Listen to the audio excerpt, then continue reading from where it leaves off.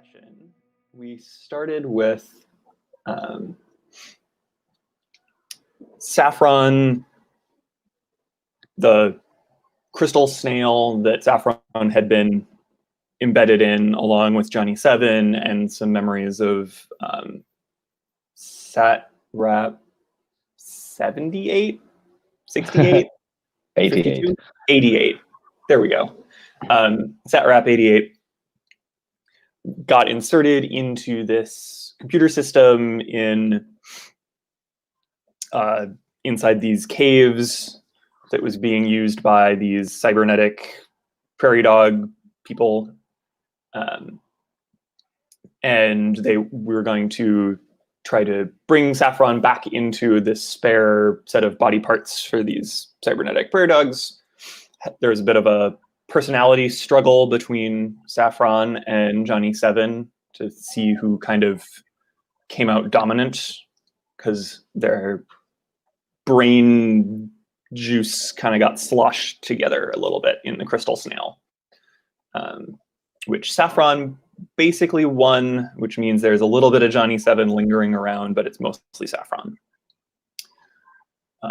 And so Saffron is now inside a cybernetic prairie dog body with an extra brain and extensible arms and legs to pull off Inspector Gadget tricks. And after that, then we tried to kind of look around the place more, got the little ferns to clean off more cameras and kind of explore a little bit, but we ended up just delving deeper. We heard that there was music from downstairs from the prairie dogs. They were playing this giant weird organ. They're like dog people, if I remember right, downstairs. Yeah, rats. Rat Like anthropomorphic rats. Yeah, rat people. Yeah, rat people. They're like partying and playing this weird organ, and the prairie dogs don't like them very much. So we went down there to check it out. But in the process of checking it out and trying to explore for treasure, we saw the zombies coming around, which then means cannibal hamsters are close behind. And they were close behind. And we have been luring them into Gatling gun fire and throwing grenades at them for a few rounds of combat as we hunker down between Gatling gun and the stairs to the lower area, trying to hold our own. And so I think Puckett reminds us that we negotiated a trade deal between Behemoth Shell and the prairie dogs. So hopefully that becomes productive in the future.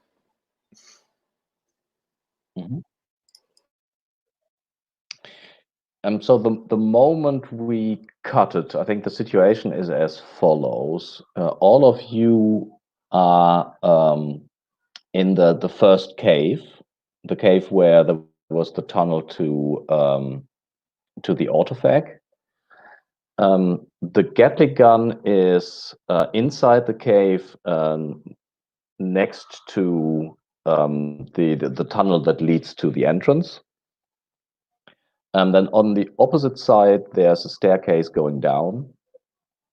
There's opposite the tunnel that leads to the autophag is a crack in the wall where at least two of the hamsters tried to get out. One got out and got killed by Nida.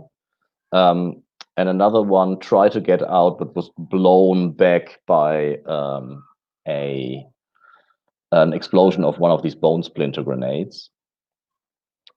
And then downstairs in the ballroom, there was on the opposite side, there was a staircase leading deeper into the Lurid Pines. On the left side, there was like a wooden, rune encrusted door that apparently led to the magical testing side. In the room, in the ballroom, there are let's see, There were 4 people, I think. So Katyusha, Umberto, and then the two great folk. Yeah, so 4.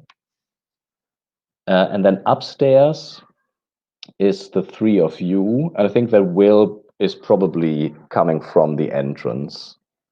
So you're behind Aina, who's operating the Gatling gun.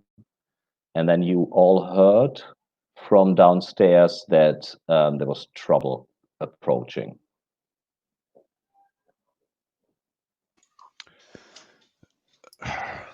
Right.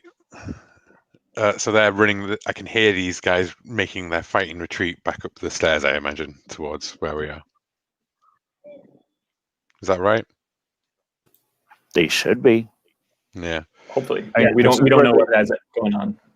You know, I'm pretty sure that it's like if they're seeing the cannibal hamsters, they are smart enough to run based on what we've told them.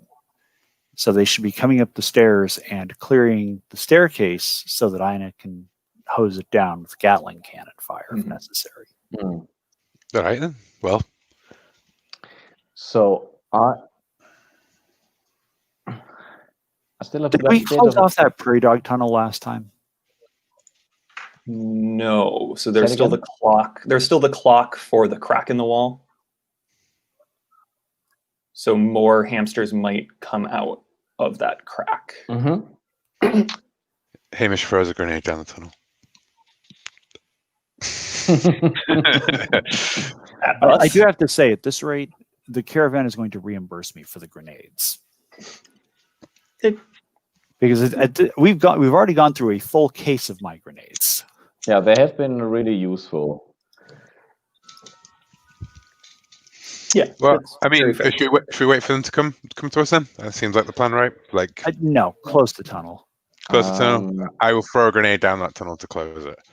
Does that sound fair? A doable thing? Yeah, if we have time before whatever's coming up gets to us, I think we should try to run out the clock on the crack. Mm-hmm. And I think because Hamish, you have the instincts, or not the instincts, the reaction speed of your last killed enemy. So you will always act first, regardless of the order of initiative. So you can definitely throw another bone grenade into the crack. Cool. And I think the only interesting part is, do you hit it? I kind of imagined it as you know what I mean, like just around the corner, down the crack kind of thing, not like from across the room trying to get it into the hoop. Like why make it hard? Okay. So I see. It's more like fire in the hole, run away kind of demolitions rather than because I don't need to be. Cool. It's an unstable tunnel, right? I don't really need to be. And I'm throwing a grenade in there. Like it's just. But let's see. At the moment, everything's super stable. Cool. Well, yeah, we decided that I think I do need to go down that tunnel to make sure that the tunnel collapses. So let's do whatever that is. And I was wondering if I could perhaps, it could be an int thing and highwayman, perhaps like demolishing bridges or tunnels and stuff. Cool. So it's like going inside, finding a spot where the detonation has to take place in order to collapse the whole thing.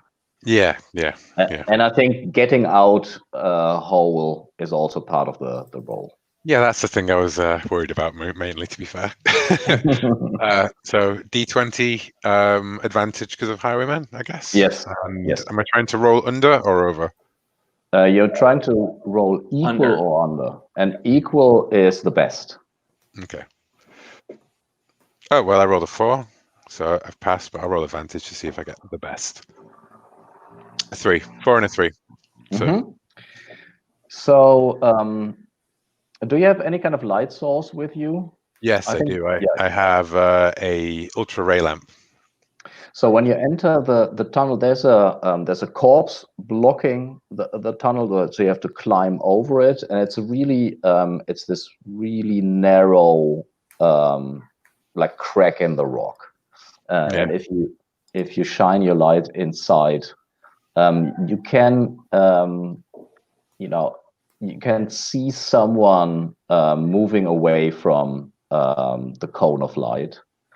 And when you place the bone grenade, because of your experience as a highwayman, you can definitely see the best place to do it. And it's like in an action movie. You get out, and behind you there's this explosion and the dust coming out of the crack. Yeah.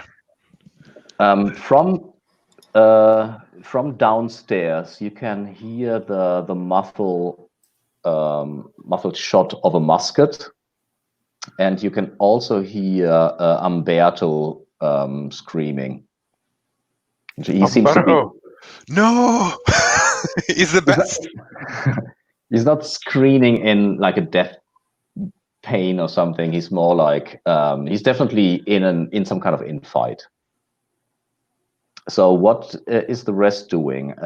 Hamish acted first, obviously. Puckett and Saffron. Go ahead, Chris. Well, so we were discussing that we probably want to get out of the way of the Gatling gun. Mm-hmm. Because before the Gatling gun was trained on the crack, and now the Gatling gun is going to be trained on the stairs. Mm-hmm. So we probably want to get to the flanks, the close flanks of the Gatling gun, so that we can be out of the way. And do you communicate anything to the people downstairs? We should. Nida, you were the closest to the stairs before, yeah. so I'd cleared the stairs because that allowed Azure to get up and get there. And I'm yelling downstairs, fall back, clear the stairs, get flat. Just basically dive out of the way, because anything coming up behind you that's not you is going to get hosed down by Gatling gun fire.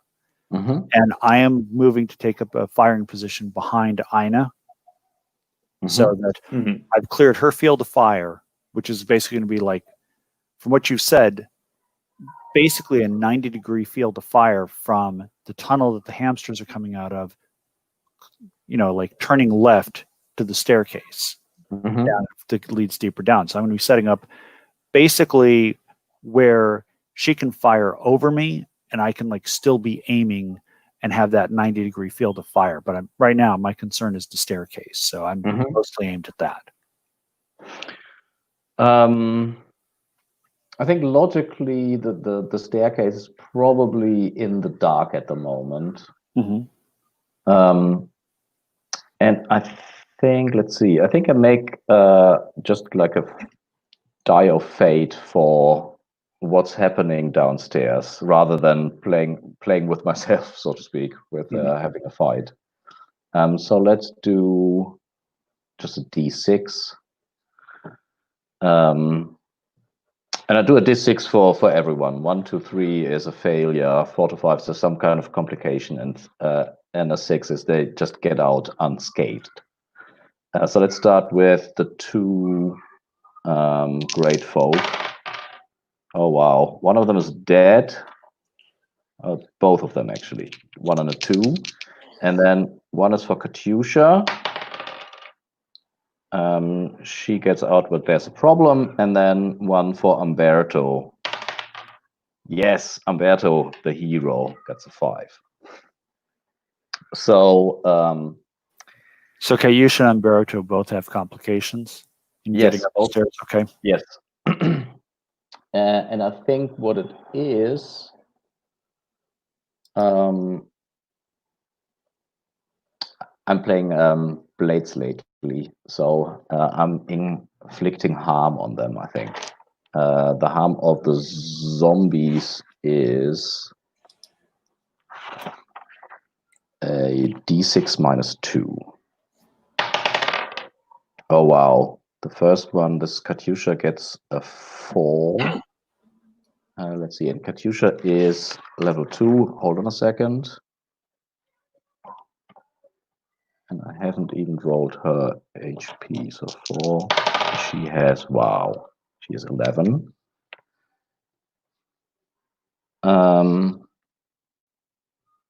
Which is -4 is 7, I guess. And then Umberto is level 1. He has 1 HP. It doesn't look good. And yes, he just gets 1. So 2 minus 2 would be 0, but the minimum is 1. So I think Umberto, when he gets out, he's collapsing on the top of the stairs with a horrible like bite wound probably. And Katyusha is also harmed, and she's dragging him out of the line of fire.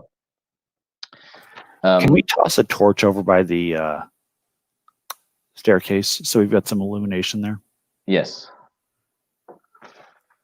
And so on the, I think as we established it, you're on the Nida is behind Aina.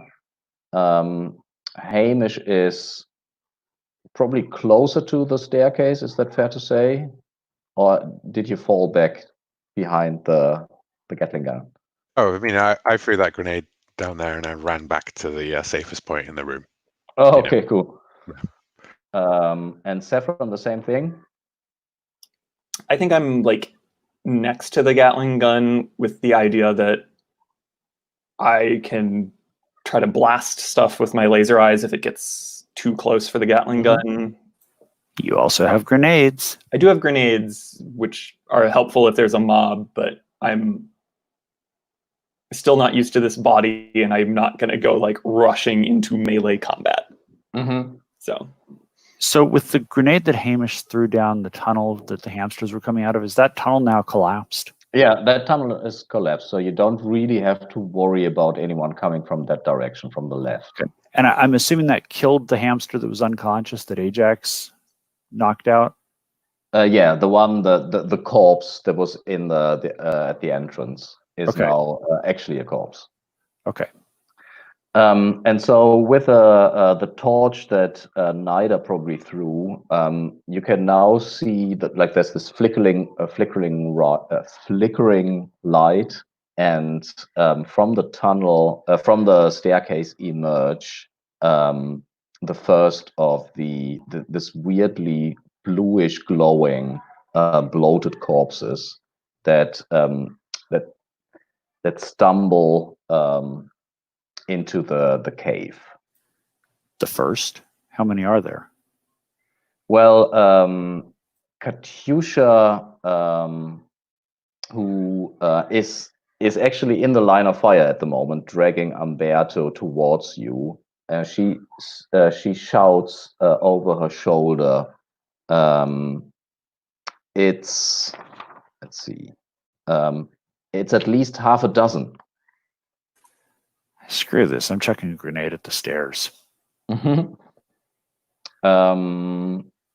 no real danger for yourself.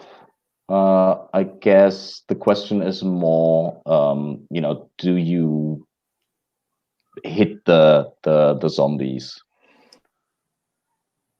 So let's do. I think it's still because it's an attack. It's still under your AV.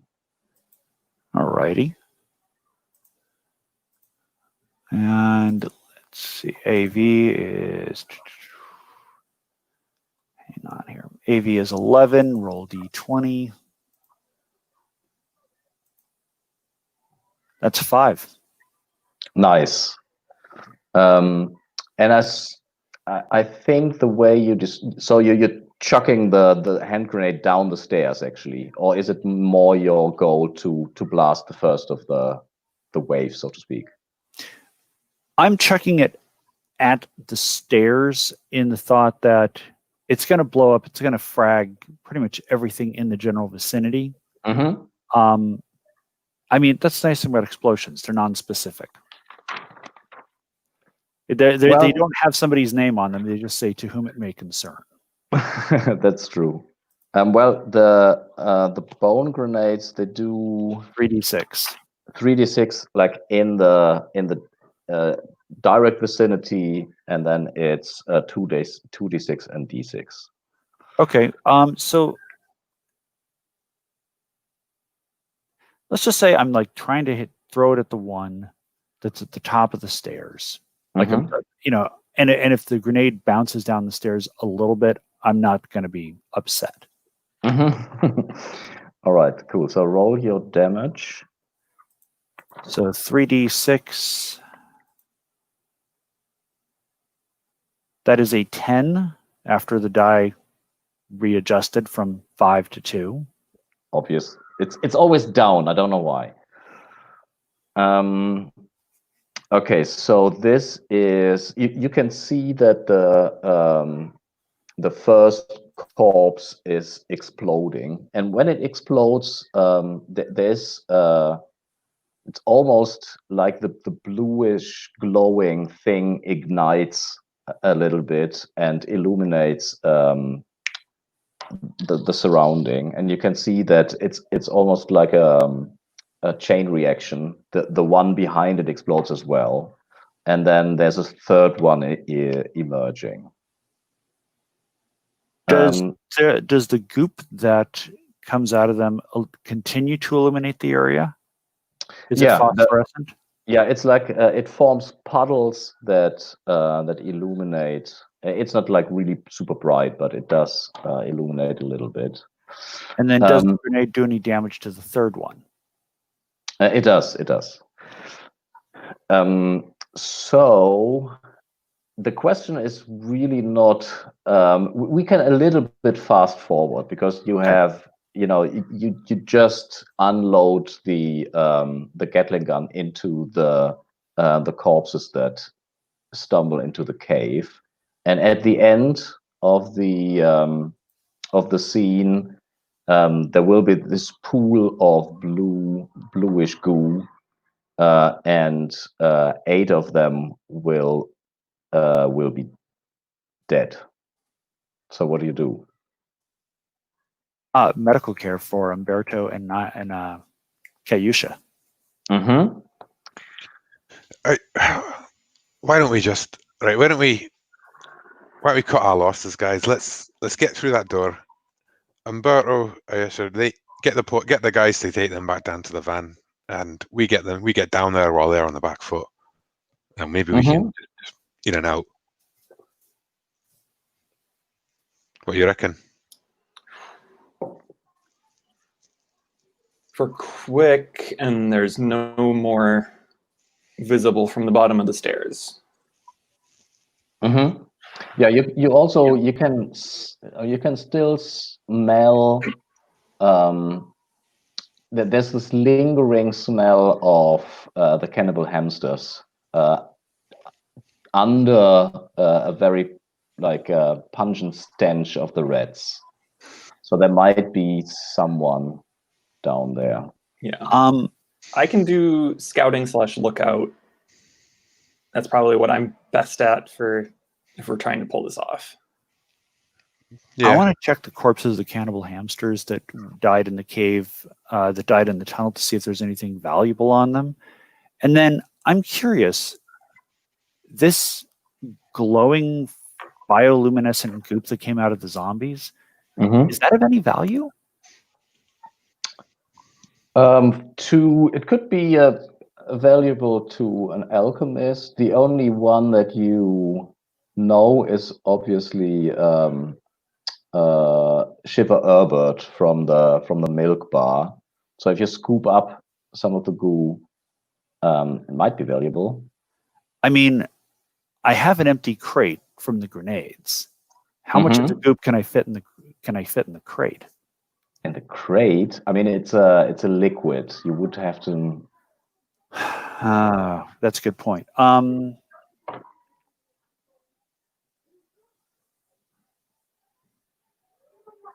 mean, I assume that you have some kind of container for water, like because you have rations. Yeah. I mean, we have to. I mean, we have to have gone through at least a sack of supplies. I mean, could we assume that that's like some kind of water bottle, like a sparkling Yeah. water bottle? Okay, Definitely. so let's just. I want to check the dead, cannibal hamsters. See if there's anything Mhm. valuable there. Scoop up as much of this goop as I can in this bottle and get that down to the truck. Just for fun, roll a d100. Oh boy. Okay. Funky dice. There is actually I don't need to do funky dice. I can just do XDY.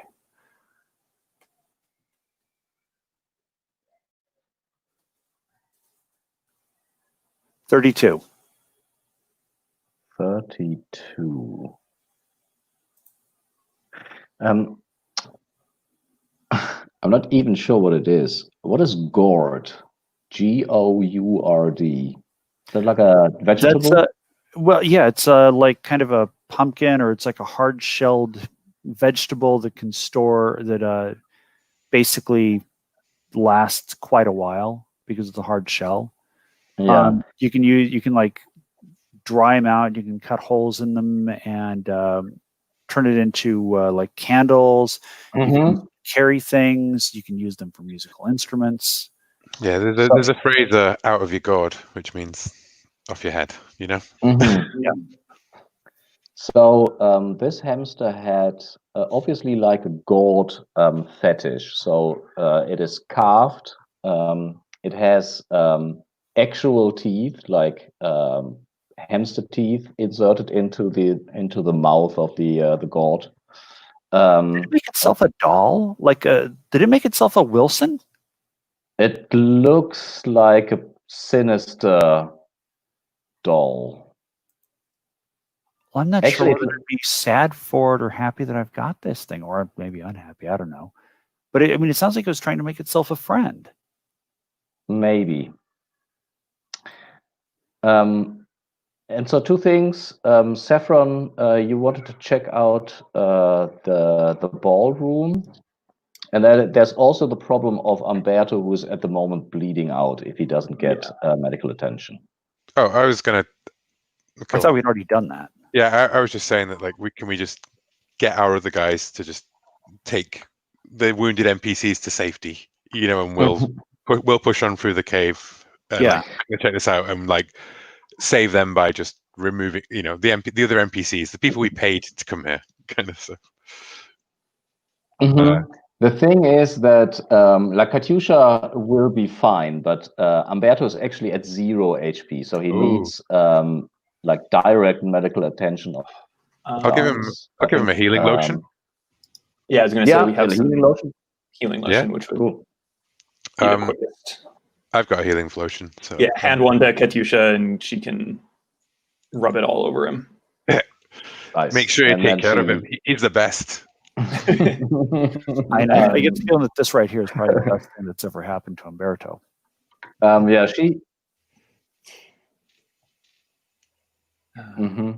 well, she shoots you like a what kind of glance is it? Luscious, is that a word? Yeah, it is a word. Maybe. I mean, not really. So yeah, she will take care of it.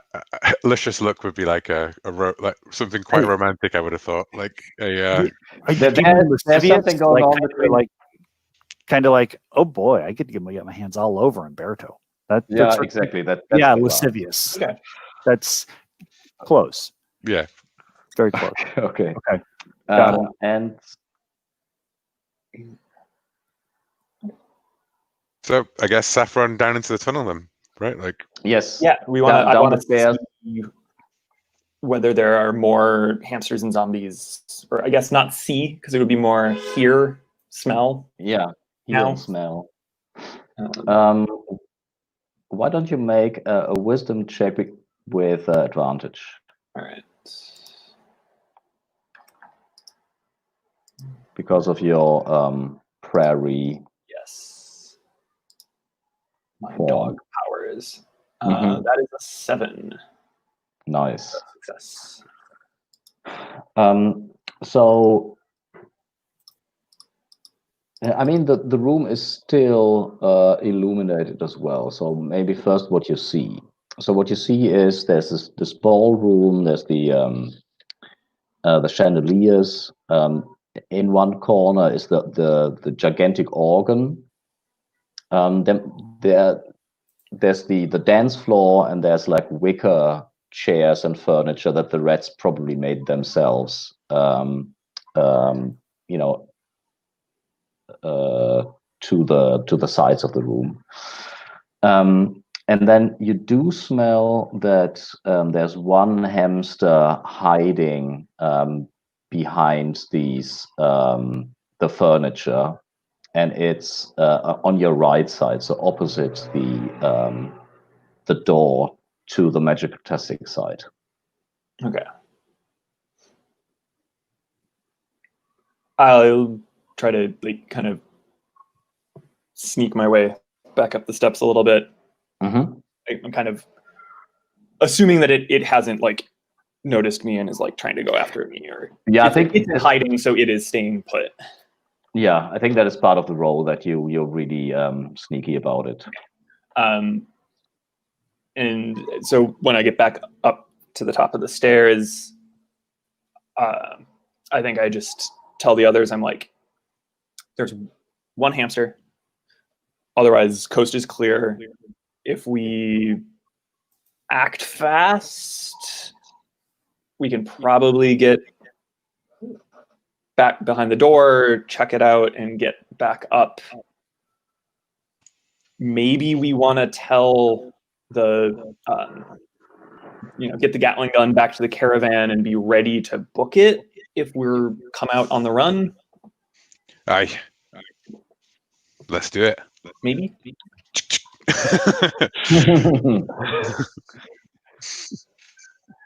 Okay, so you're going down. Hamish, I think, is in the front, probably with a light. Is that true? Have we gotten all the loot from the cave yet? We've got the goop. We've got the cannibal hamster loot. Everything like that. Yeah.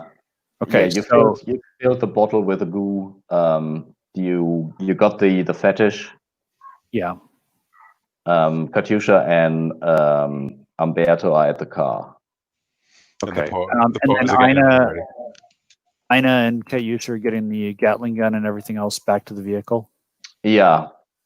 Ina and I guess that Vigo is coming to help because Katyusha is injured. Right. All right. So Hamish go in the first. front. Here's the light source. Who's second? Do we just want to chuck a couple of grenades down there and kill this hamster real quick? I Say that can again.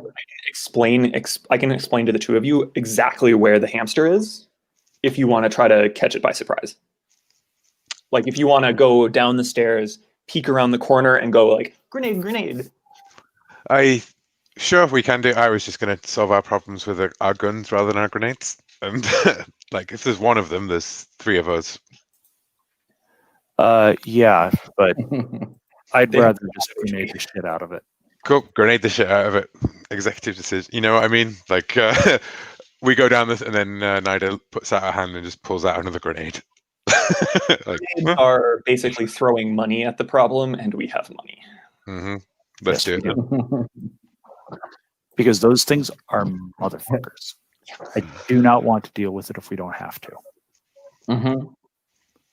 Okay. For a grenade, then. So roll under your AV. Right, and then Hamish, are you throwing one with me, or am I throwing two? I mean, I'm easy. I'll throw a grenade. I've got 4. You've got 9. I don't really. It's no skin off my nose, you know. All right. So rolling D20. That's a 15, and my AV is 11. Cool. I mean, do you just want to roll again, book it? You know. So I think what happens is that the grenade rolls much further than you thought, bounces off the wall, and explodes next to the incredibly expensive organ, and causing damage to it. And I think Hamish can do something before we roll initiative. Okay. I'll throw another grenade. Screw it. I'll double down on this expensive mistake. All right. That is a 1.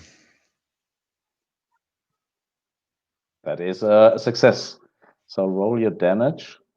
3d6. That is 10. 10. So you hear the hamster screaming. The wicker furniture is blown apart, and he's trying to get as quick as possible to the other stairs that goes further down. Cool. So let's see how far he gets. So Hamish, why don't you roll a d6? I got a 1. I got 5. Okay, so you act first. He's trying to run and is probably half through the room before you can act. Grenade him. He's kind of close to us now. Yeah. He's like cutting shoot him. across the Stairs room. at the other end and getting down by the door. I'll shoot him. Or if I charged into him with my sword, would that, like, I mean, would I be able to do that in my move, like in my action? Yeah, you can. The problem is that you just threw a grenade. So I think, according to the rules, you would have to grab your weapon and move. I will just shoot him with a bone shotgun then. Yeah. He's probably close enough to shotgun blast him. Mm-hmm. And I rolled a 2. Nice. Oh, and a 2 doesn't hit, so it hits his. So you unload the shotgun, and you actually hit his like super thick hide. Cool. But I do take a small verbal action to encourage my companions to shoot better than I just did. What do you say? Get the bastard! Go on! Get the slick it beast before he scurries away.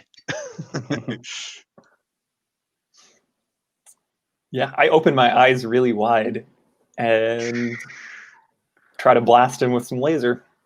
Yeah, how does that work? It's more like it's obviously like an internal thing. Yeah. You just have to think now. Laser eyes do your things.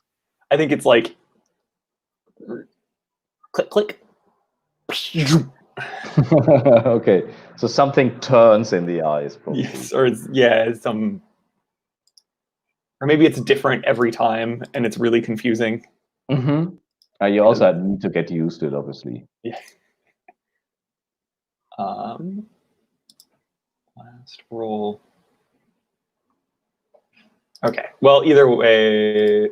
Okay, it's saying my last roll. The die still says a 7. The room says the last roll was a 2. Well, that is a difference. That does make a difference. And yeah. I think that 2 was my 2, maybe. Oh, that would. So then nothing rolled. Yeah, just roll it again. Okay. Well, that's an 18. So I blast the ceiling or something. Yeah, I think you would hit, but he's running like in zigzags. Yeah. Trying to dodge your smart hamster. Uh-huh. And it's also probably the fact that you need to get used to your new powers. So Nida?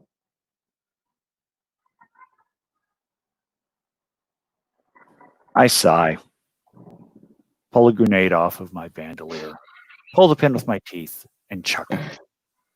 Jesus, that was the ballroom of the Reds. There's these nice mirrors at the side. There's the chandeliers. There's the disco balls and the tinsel.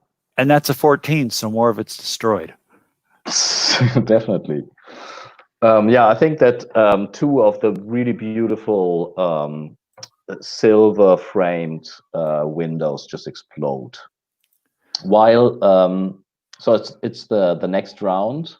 We are ghostbustering the hell out of this ballroom. Mm-hmm. And the hamster is at the top of the stairs, and so let's roll another d6 to see if he acts first. Oh no, well, officially Hamish acts first before we roll. Okay. Well, I will. But he's outside of your shotgun range. Okay. But is he outside of me throwing a grenade down there? Never outside. Never outside of the grenade range. Nice. Yeah. I will roll my grenade then. Throw straight and don't make a mess of it. Well, 5. you make a mess of it. Mm-hmm. So you do hit. Mm-hmm. It's also over the AC. And that is a 9. Oh wow, he's really injured. And let's do the d6 just for fun, to shits and giggles, to see who acts first. Will he disappear? I have a 3. I have a 4. Oh wow, so your group acts first. Hamish has already acted, but Nida and Saffron can do something. Or you can let him live. No. I don't want to let that son of a bitch live. Okay. I want to chuck another grenade. Sure. I What was could going go to wrong? ask what the range on my laser eyes is, because I might be getting to the But you end also range. have grenades. I do. It's true. We'll see what happens with your grenade. That's a 19. Oh wow, more mirrors destroyed. And yeah, Saffron, you can definitely reach them with your laser eyes. Okay.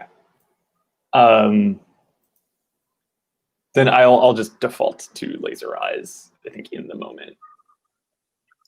I'm not used to laser eyes, but I'm also not used to throwing grenades around. So with your paws. Yeah. Okay. 9, which is a hit. That does hit. Yes. So 1d8, which is maybe not enough, but let's see. Dies, hiding 3 damage. Oh wow, he had exactly 3. So trying to escape and then shot in the back by the laser beam. And then the smell of burning hamster fur. there's this eerie silence that an eerie silence where before there were the explosions of bones and laser beams. So what do you do? All right, we should get down there before we blow the whole place up. I'm going to frisk the corpse, see if there's anything on it. All right. Hamish, do you want to go to the door? I'll do lookout. Nida, check hamster. Mm-hmm. Mm-hmm. Right. So, Hamish, at the door, there's this like metal ring. It's like a ring to pull a door, but it's really, really massive. And it's a wooden door, like it's a double door from some kind of expensive dark wood. And then there's inscribed into the wood, there are these runes and mathematical symbols. Do you pull the ring? Yeah, of course. That's what we came here for. Let's pull the ring. Yeah. And if you pull the door open, there is this the sound that you hear when there's different atmospheres. So it's like, and the smell that comes from inside the room is it's not stale so much. It's chemical. There's also like a hamster Musk. Like very musky undertone indeed. And when you open the door, then there's some kind of neon lights flicker on. And I will describe the room in a second. Nida, why don't you make another D100 roll? And you want to roll low.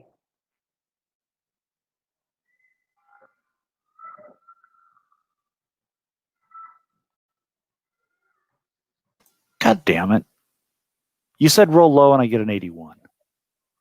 Yeah, he, let's see. He has a pair of bone dice. Nice. Pair of D6s. Grab some people now. And Saffron, you're in the middle of the room to observe everything, or is it more closer to the stairs? I was wondering if maybe while I'm holding the door open, maybe Saffron's like covering, because who knows what's in this room, kind of thing. Yeah, that's probably a better call because we know that the hamsters are more on the defensive now, and we didn't hear any more besides just the one. So I think it's more if we detect something dangerous in the room, that's more useful. So yeah. I did hold up a gun then to be like, you're covering me, when I realized it's actually your laser eyes just swooping around the room. So the room itself has what is the first thing that you see? I think the first thing that you see is on the other side. The room is almost as big as the ballroom, so it's pretty. It's like a proper hall.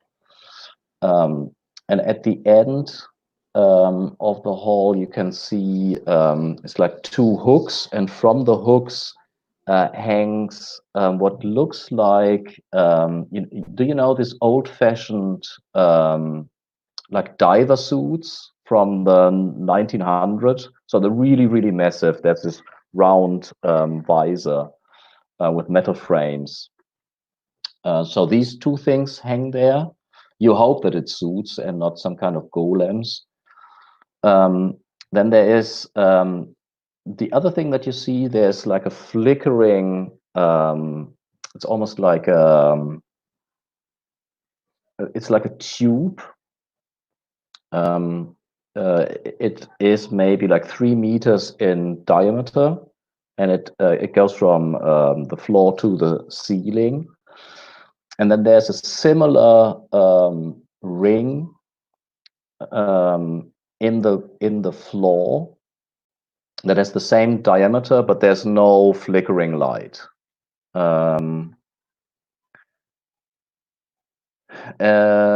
There's some kind of machinery on wheels in the middle of the room with cables coming out of it.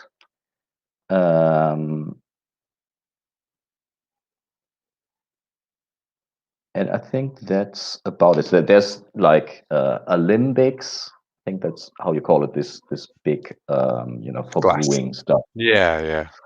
If I see something on wheels, I am running over to the thing on wheels because that's easy to take out of here. And Hamish is not. Hamish is not a sophisticated man, so maybe we can grab one of the. I'm like, hey, Saffron, maybe we can grab those suits onto this thing and wheel it out of here. And there's like pipes. There are a couple of there's some kind of neon, I don't know, greenish fluid dripping from the pipes, and there are these puddles. When you stay well away from any glowing liquids or puddles. Okay, so you run inside the room, you at the machine. There's some kind of handle. It has these wheels. It has like a weird dial that is turned all the way to the left, and a red button. Would one of my, more technologically inclined companions perhaps want to try and work out what this is before Hamish just shrugs his shoulders and wrenches it from the connection to use it as a trolley?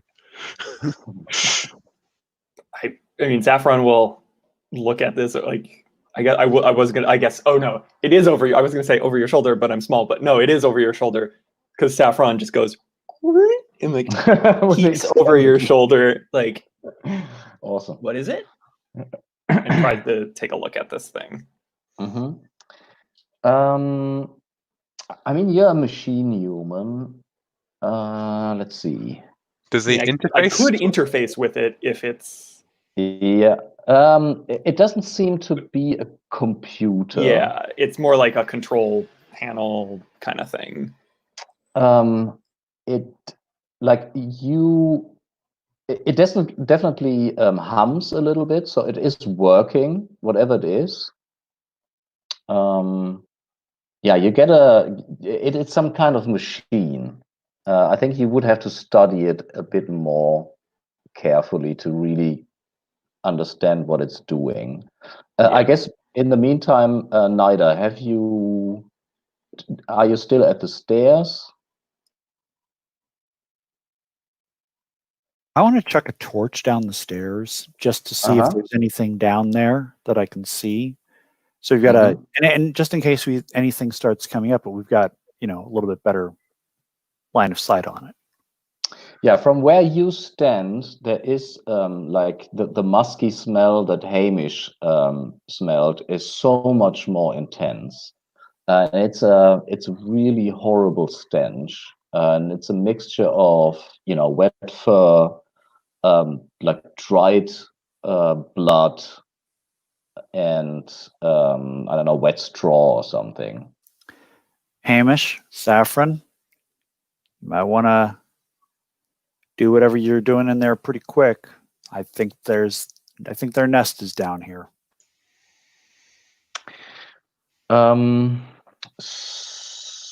So Hamish, you get the machine on wheels and you wheel it out. Oh, both of you make a saving throw, by the way. Okay. Great. I got 5. That's just a straight. Yeah, you have to roll. Let's see. Yeah, you need to roll. Let's see, over your ST, isn't it? It's like OD&D. I failed then. If it's to roll over saving throw. Oh no! I'm stupid. It's rolling under. It's weird. Well, it makes sense. Everything is roll under. Yeah. Okay. Well, I passed then. Nice. Strike. No, and not even close. So I was going to ask if this is magical. It is magical. Okay, well, I get +2 versus magic in mind, but that does not help because I rolled an 18. Yeah, you feel it's you look a little bit cross-eyed. It's a little bit of a headache, and you can't see clearly. So it's like your vision is a bit what's it called? Like Out of focus. Yes, out of focus. Yeah. But Hamish. Oh, go on. Yeah, I think like I get that reaction, and I think the first thing I would do is I'd be like, Hamish, I think we need to get out of this room.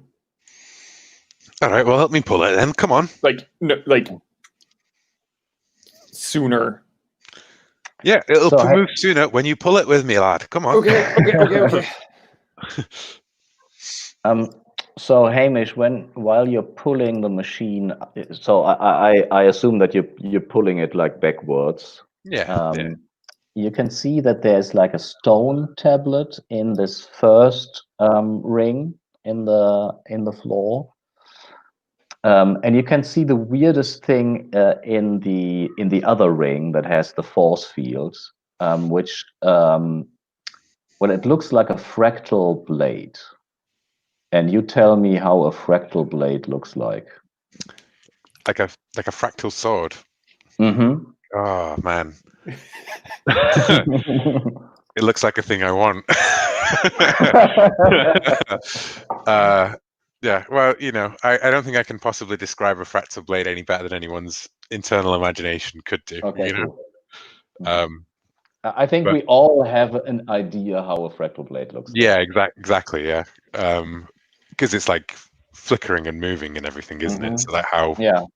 But Hamish immediately lets go of whatever and is going to. How do I get this lovely sword? You said it was like behind like a force field. Yeah. So Kind of? I explained it as like a tube going up, but it's not a solid tube. It's more looks like some kind of energy.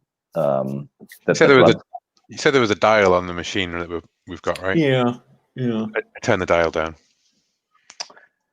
So you turn the dial into the other direction, and the machine starts to vibrate and hum. Something is building up.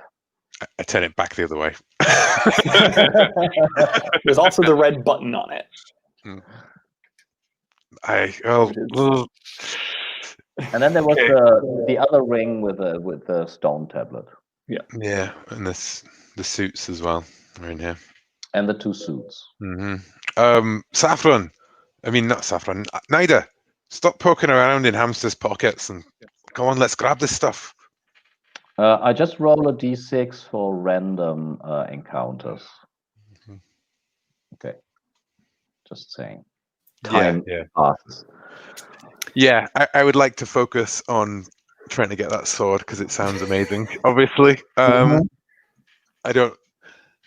But I feel like having the whole party will help us do that quicker, right? Rather than probably. So how do we get that sword?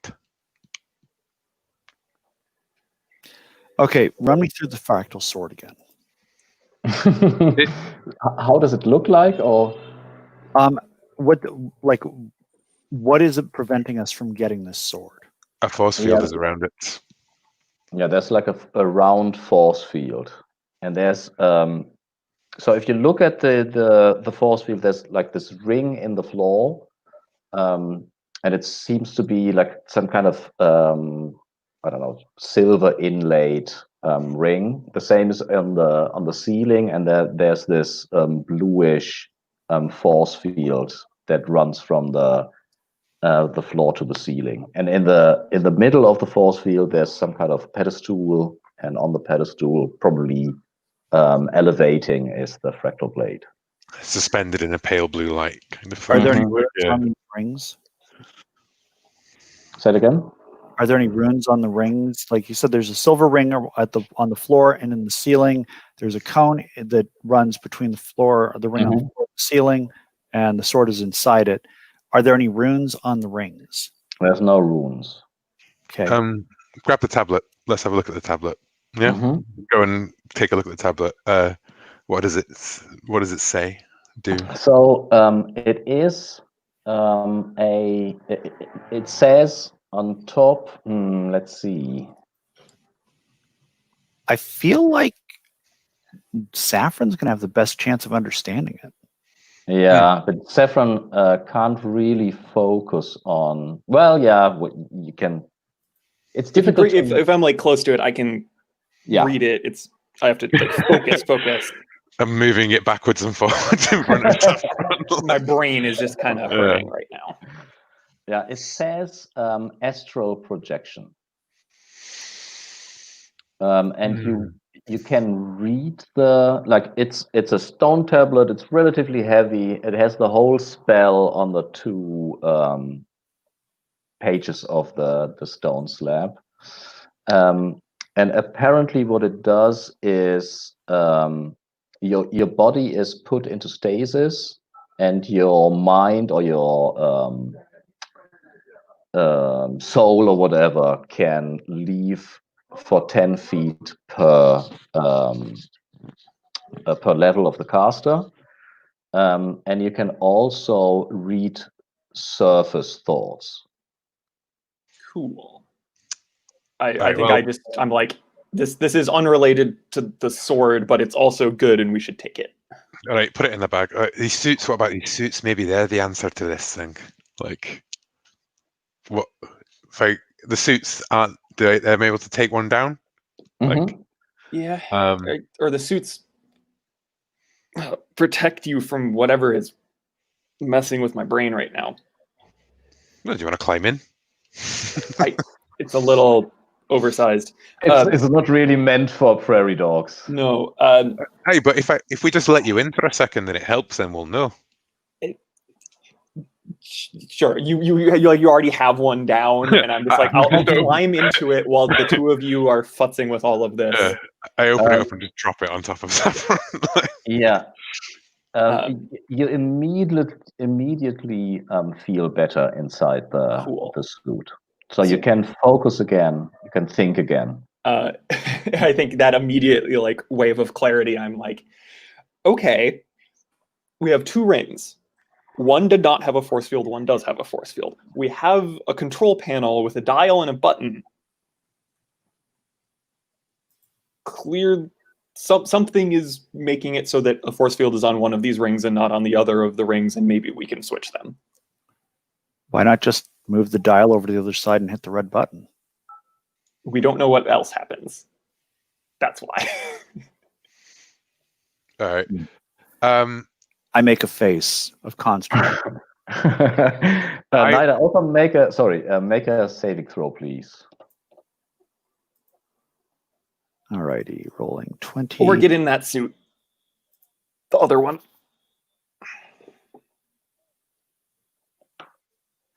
I think I will just climb in the suit if that's okay. Well, you have to first make the saving throw. Okay. That is a 16. Yeah. Okay, so you have the same symptoms before you climb into the suit. Our saving throw is supposed to be over or under? It's under. It's Okay. a bit weird.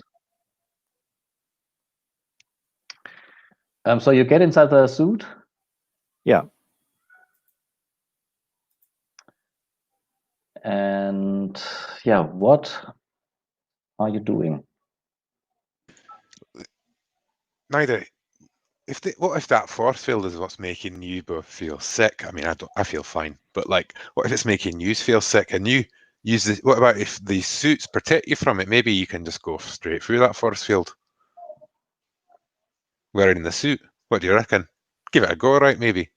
Are there any rocks on the floor? Yeah, there's. I want to pick a small rock and toss it at the force field. You pick up the rock and you realize that it's like a hamster skull. You can see that they left some kind of fetishes all over the place.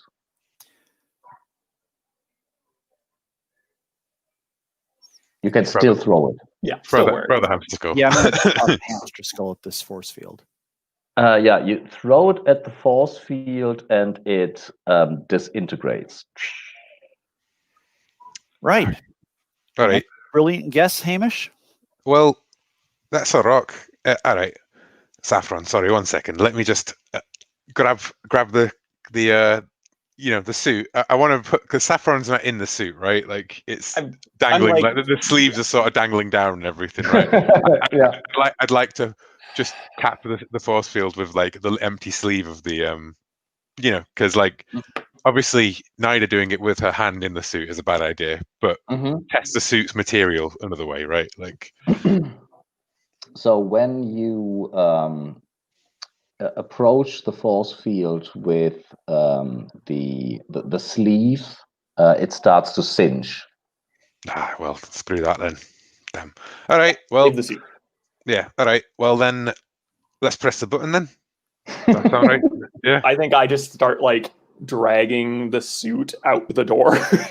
I'm like, I don't really want to be here when you do that. Yeah, we have a tablet and 2 of these magic protection suits. I'm going to walk toward the door as well. Hamish really wants the sword.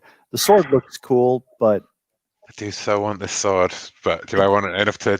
But the thing is, if you're going to touch that if you're going to touch that dial and the red button, I want to be on the other side of this door because it looks Magical like protection door. Yeah.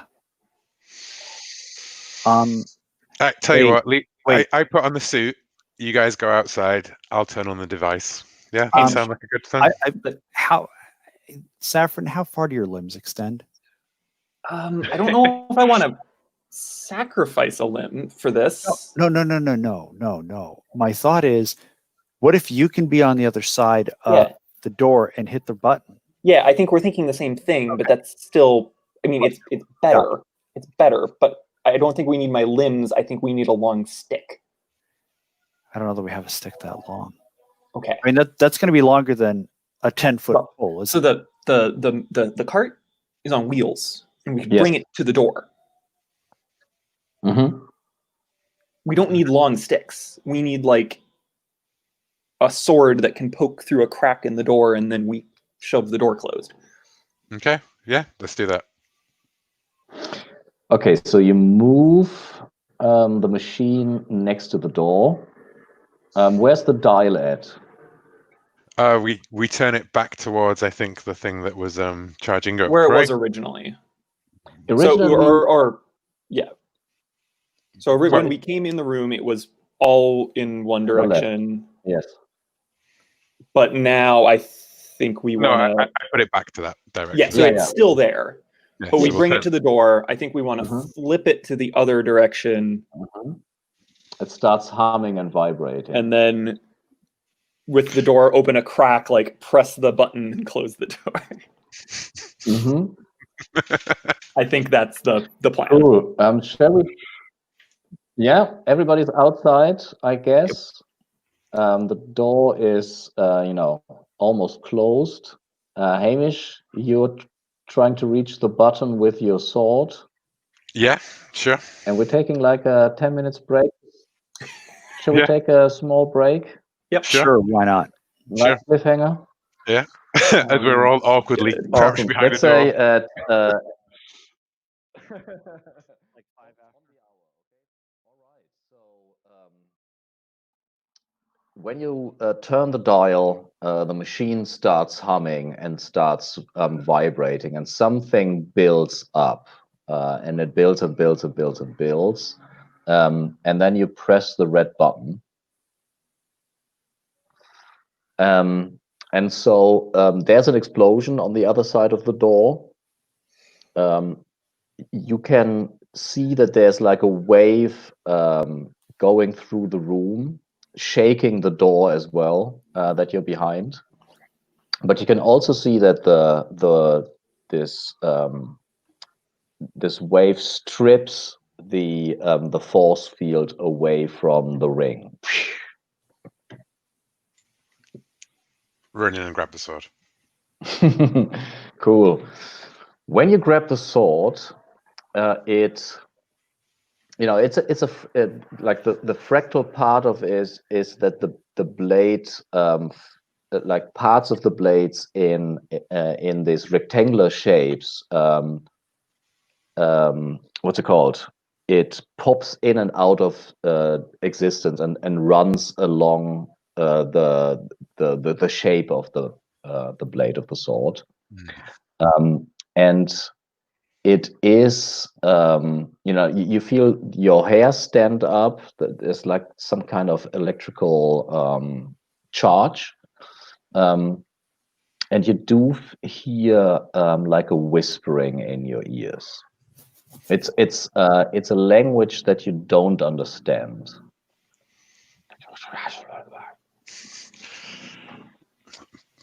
I take it. 100% take it.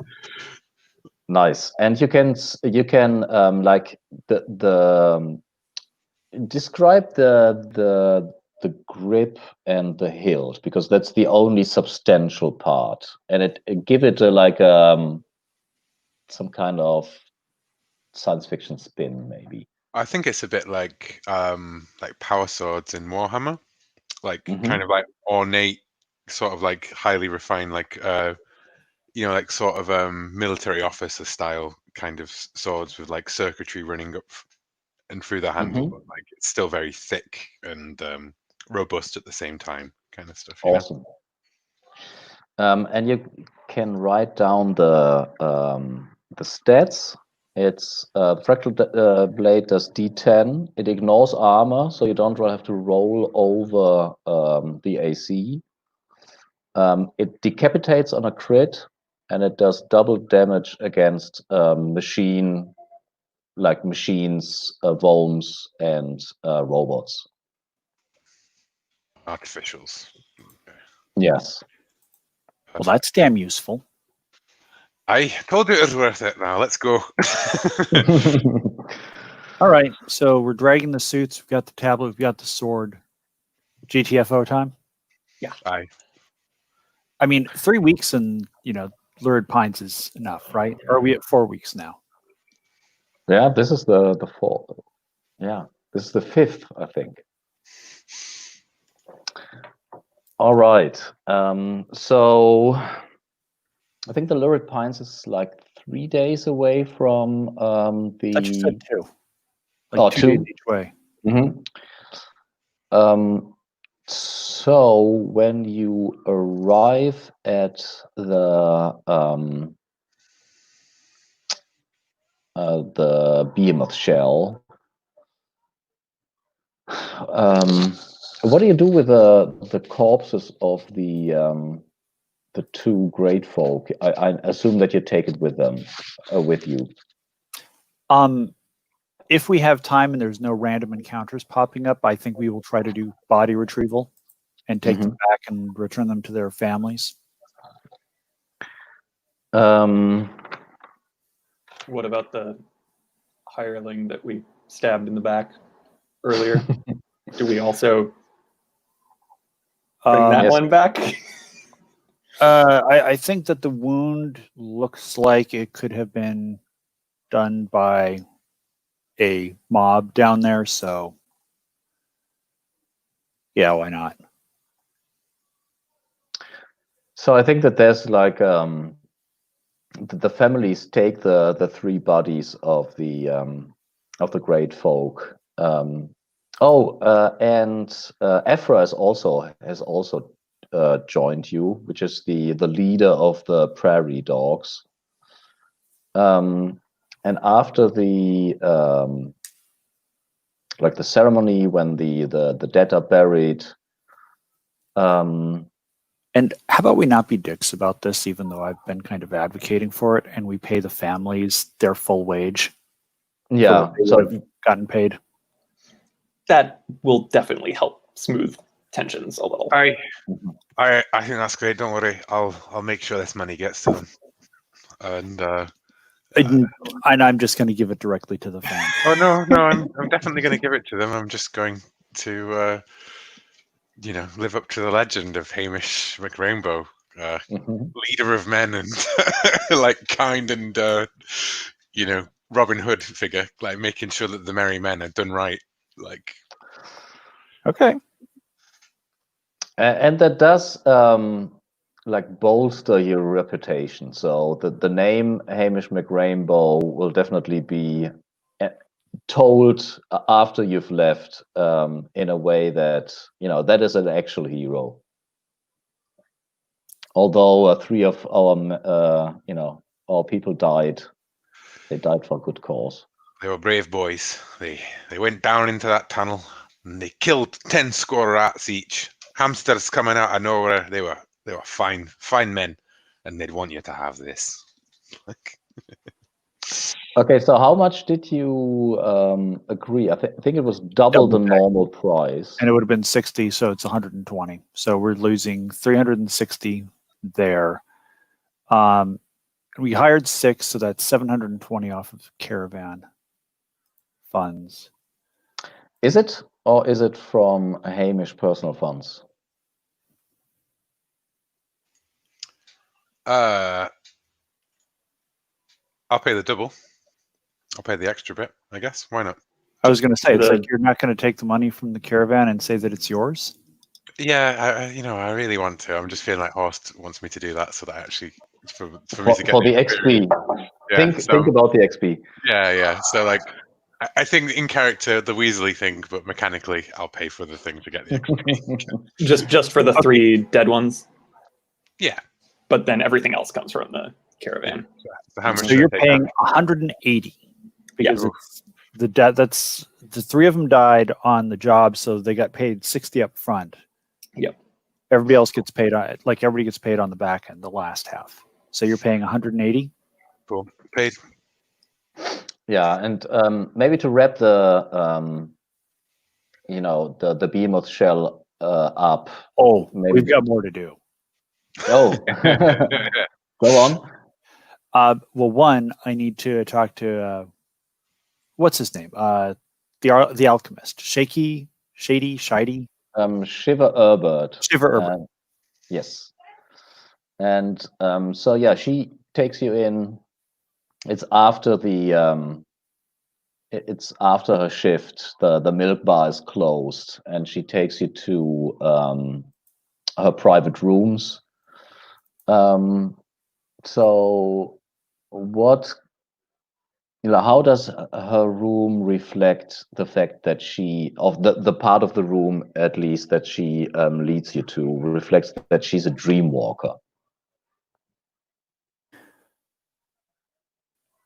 It's one, very comfortable. There's tons of cushions and blankets everywhere. But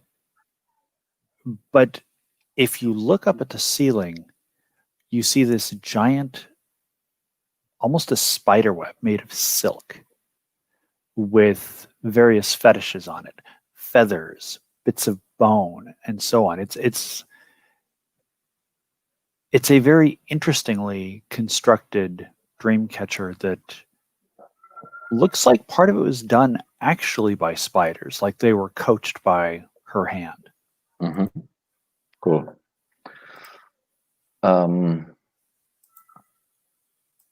And then she says, so what do you want me to send?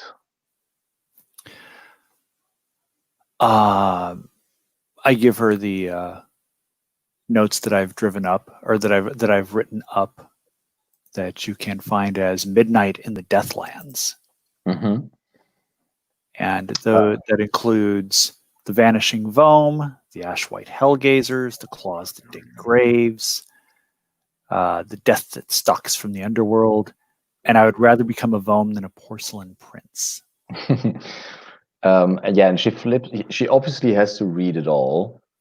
I think her favorite story is the claws that dig graves. Yeah. Which and I feel bad about that because It's not what Yeah. happened. no, it's not even close to what happened. None of this is okay. The porcelain The princess, porcelain kind of princess. closest. But they're such little sweethearts, and they just wanted to be friends and like give us beads and stuff. And we gave them food, and then the next thing you know, we picked up Casey. And are there any sketches? Of course, there's sketches. I just can't draw. So, Mm-hmm. but Knight has like made sketches in this little travel book that she has, a little journal. And of So course, everything is wildly exaggerated. So, the armadilloids are actually these hulking beasts with basically the equivalent of swords for claws and daggers for teeth, and their smile looks like they have needles in the back of on their tongue, and just grisly, awful stuff. Once I realized what she actually wanted. Mm-hmm. So let's do. So she reads them. She needs to I don't know them by heart, probably. She also traces the sketches with her fingers,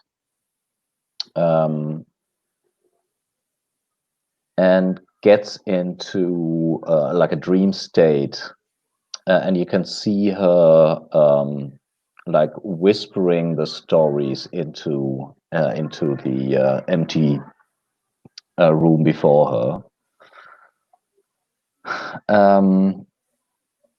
And when she awakes from her trance, she says, well, Mencia told me that you will be rewarded at the,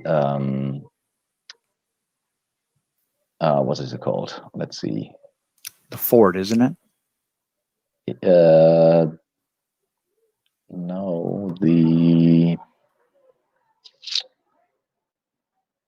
Spectrum Run. So they will cable the money to the Spectrum Run. And if you want to, I can show the map. Hold on a second. Screen. Ooh, Chrome 5 tab. weeks travel away. Yeah, it's, let's see, it's 2 weeks to the moon-facing fort, 2 weeks. Yeah, 5 weeks. Okay. And then I also need to find out from Shiver how much that blue goop is worth. Yeah, that is a good question, because she also wants to be refurbished, is that a word, for her service. Oh, compensated, yeah. Compensated. She wants a recompense. And I did write her fee down somewhere. Behemoth Shell. So it's 50 for the whole thing. 50 cash. Alrighty.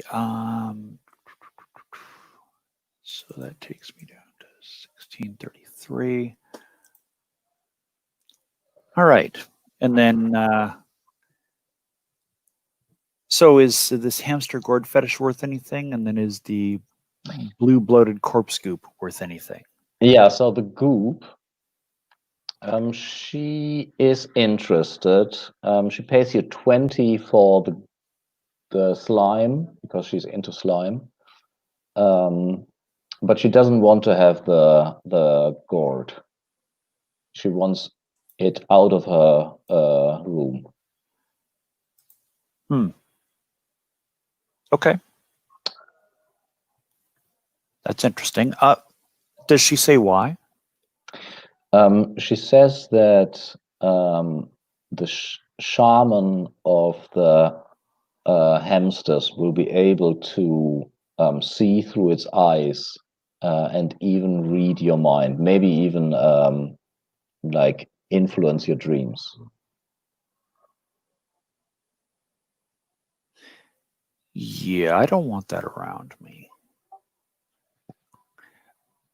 So I ask her if I can just like break this thing, or if I need to toss it into a fire, or. Yeah, she said you should really burn it. Okay.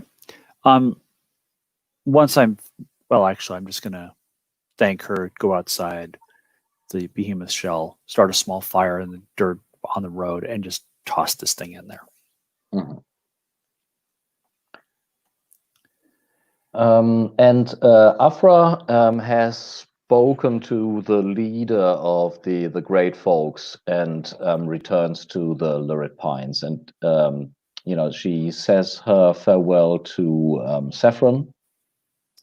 And she says, you know, whenever you come back to the Pines, you will be welcomed into the fold. I appreciate that. I don't know when or if,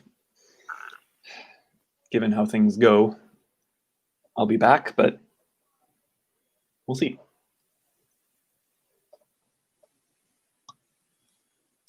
Okay. Also, since we have plenty of storage and they've been so extraordinarily useful, I want to get a lot of grenades for the caravan.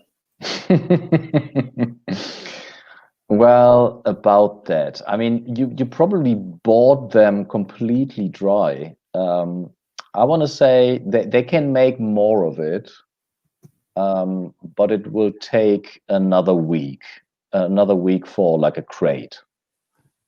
Just for one crate? Mm-hmm. We did buy like a lot of grenades, you know. Like if there was a munitions factory, maybe like this would be like yeah.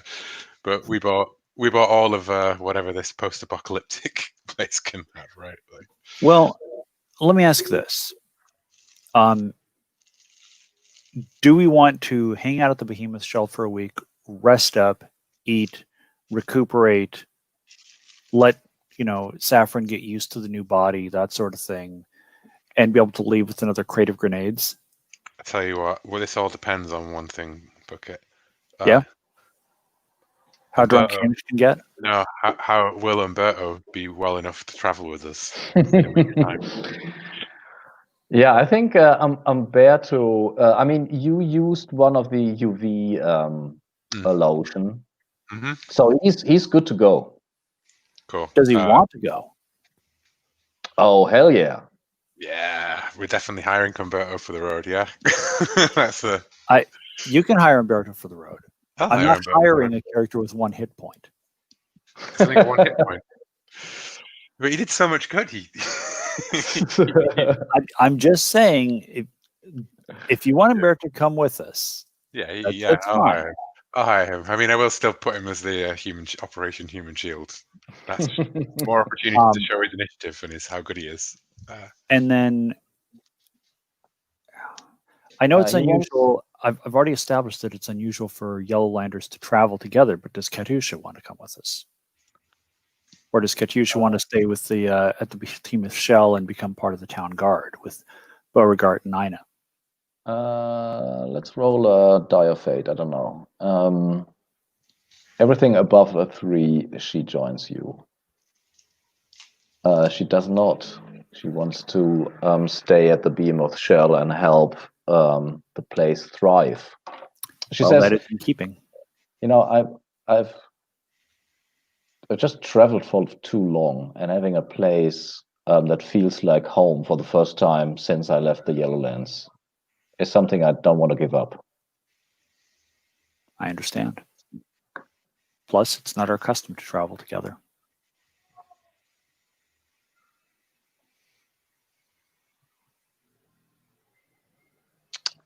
Well, I don't. I'm okay with traveling with the large amount of grenades that we have.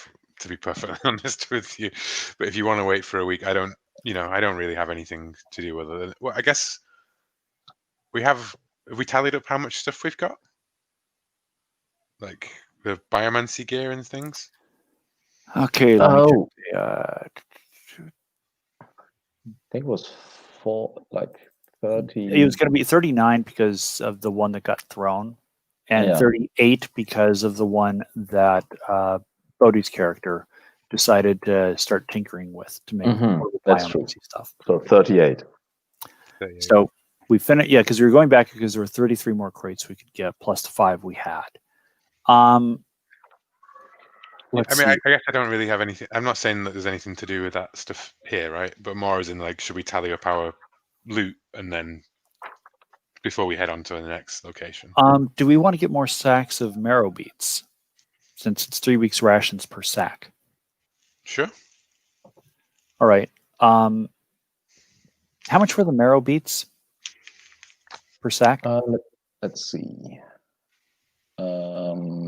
Trade goods. Marrow beets are 100 per sack. 100 per sack. So it cost us. What do you say? What you want to? You want to go to from 12 to 24? Sounds good to me.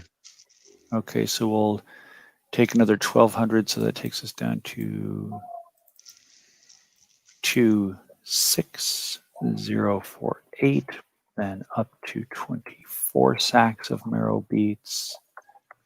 Do we need to do anything with ammunition for the Gatling guns?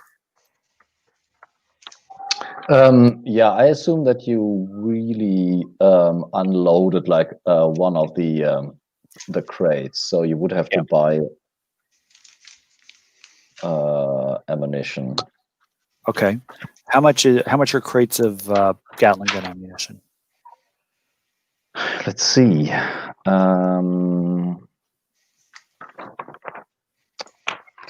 Hold on a second. I had a whole list of the stuff that you could buy for your auto wagons. I have the bomb grenades here. And then the ammunition takes up the turret takes up one slot, the Gatling Yes. takes up a slot, and the ammunition takes up a slot in the auto wagon. Mm-hmm. All right, I'd like to get 2 more. What do you think? 2 or 4 more slots of ammunition? While we've got the space, why don't we get 4 more? You know, and we've got the space and the money, we'll load up and then we don't have to worry about it down the road if we can do that. I imagine we won't be able to solve every problem with Gatling guns on the road. That is true. So let me get the calculator up and start doing some math here. Hold on a second.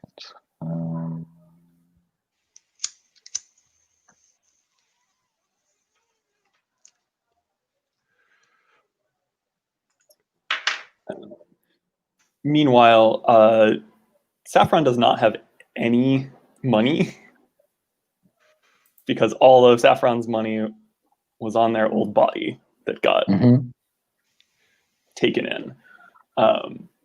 So Saffron, I think, is like, "No, Hamish, can I borrow like?" Oh crap! We need to coin? we need to get you outfitted. We need to get you some weapons and armor and stuff. I mean, I literally just need like a cloak and some daggers and some basics. Like I got your back. No worries. anything. You're building on your legend again. No, I'm just feeling generous because I've got this sick sword. Like Hamish is in a good mood with all of this stuff, you know. It's like, I helped you get that thing, so you know. You know that when Hamish is flush, he definitely buys everyone around. He spreads his money around town, all of that kind of thing. So, but like Saffron isn't even thinking of anything expensive. Like expensive. It's like, I just want like, I'm small now, so I can't. Like, I don't think I want like a big sword. I just want some daggers and something to wear so that I look a little more normal. And equipment stuff, Cool. Help yourself to my cash is your cash for now. Okay. I'll figure out exactly how much I'm buying and I'll let you know. I will buy another 2 healing lotions if that's cool. That's cool. So the ammunition is 50 cash. Okay, 50 cash. And that's per crate? Mm-hmm. And a crate is the equivalent of 1 sack, correct? Correct. All right.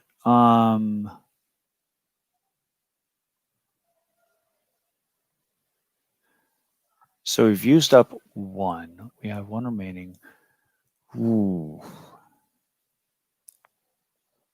Got Umberto coming with us.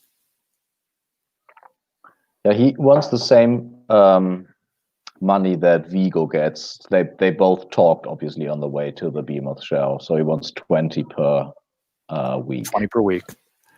Okay. Since we're here, do we want to get another truck? Because, I mean, we've got 66 capacity, and we're going to be bumping right up against capacity with our biomancy gear, crates, and the supplies. Yeah, but we're bumping up at our capacity, but we're heading off to somewhere where we're going to offload a load of that anyways. I know we can do and all of those things, but I feel like I'm good with having, massively outfitted our caravan here, and like I'm just cautious of like dipping in that well over and over and over again. Like why don't we just buy like a whole fleet of them because we've got the money for it, right? Like just That's just me. You know, I'm happy to go with whatever, really. What do you think, Chris? I kind of agree that the caravan is already large. So mechanically, you're very visible. Yeah. So the more the more vehicles you have, the further you will be seen from away. So I would judge that any kind of trouble in the vicinity will Gravitate be toward us. Yes, gravitate towards you. So I kind of balance it so like we have the 2 Gatling guns. Right. And it's kind of a judgment call of how much protection does us plus Gatling guns give us versus the size of caravan, and how easy it is to, back when we were small, it was super easy to just like stop the caravan and turn things around and maneuver. The bigger we get, we've got like partner trucks now as well. You know, we've got 2 big cars. We've got our like scout battle wagon sort of thing going on, and it feels like nice sort of big but not unwieldy sort of thing, overly like big but not unmanageable. Yeah. So I think we're maybe kind of at a good size. I think, Will, your point, Hamish, your point, that we're about to unload a bunch of gear at our next destination. Yeah, and we're already we are at a good size because we can carry everything that we want to carry. Yeah, and we're rich, and we're already rich. So. We're going to be getting richer. So, all right. Because I was mostly just looking at capacity for ammo at this point. We don't. We'll buy as much ammo as is. You know what I mean? Like, as whatever we've got. I'm sure we can buy bullets somewhere else along the way. We're probably not going to be reliant on using the Gatling guns as much as we have been for the last 2 sessions. Is this true, Horst? Do we not have to worry about ammo that much? I think that at any civilized place you can buy more ammo. Okay. All right, and so in that case, let's just... Do you want to just restock that 1 Gatling gun, or do you want to get extra just in case? Whatever we've got the space for, you know? Yeah, I think filling up any spare capacity is not a bad idea. Okay. Let's get 3 crates of Gatling gun ammo then.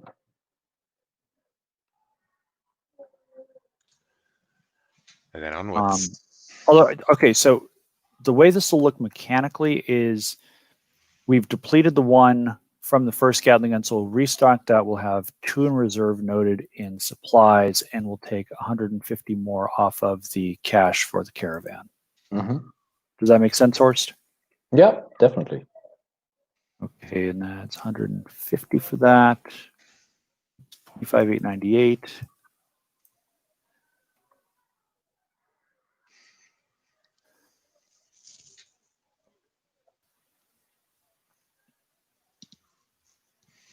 I really want that crate of grenades if you guys are okay with it.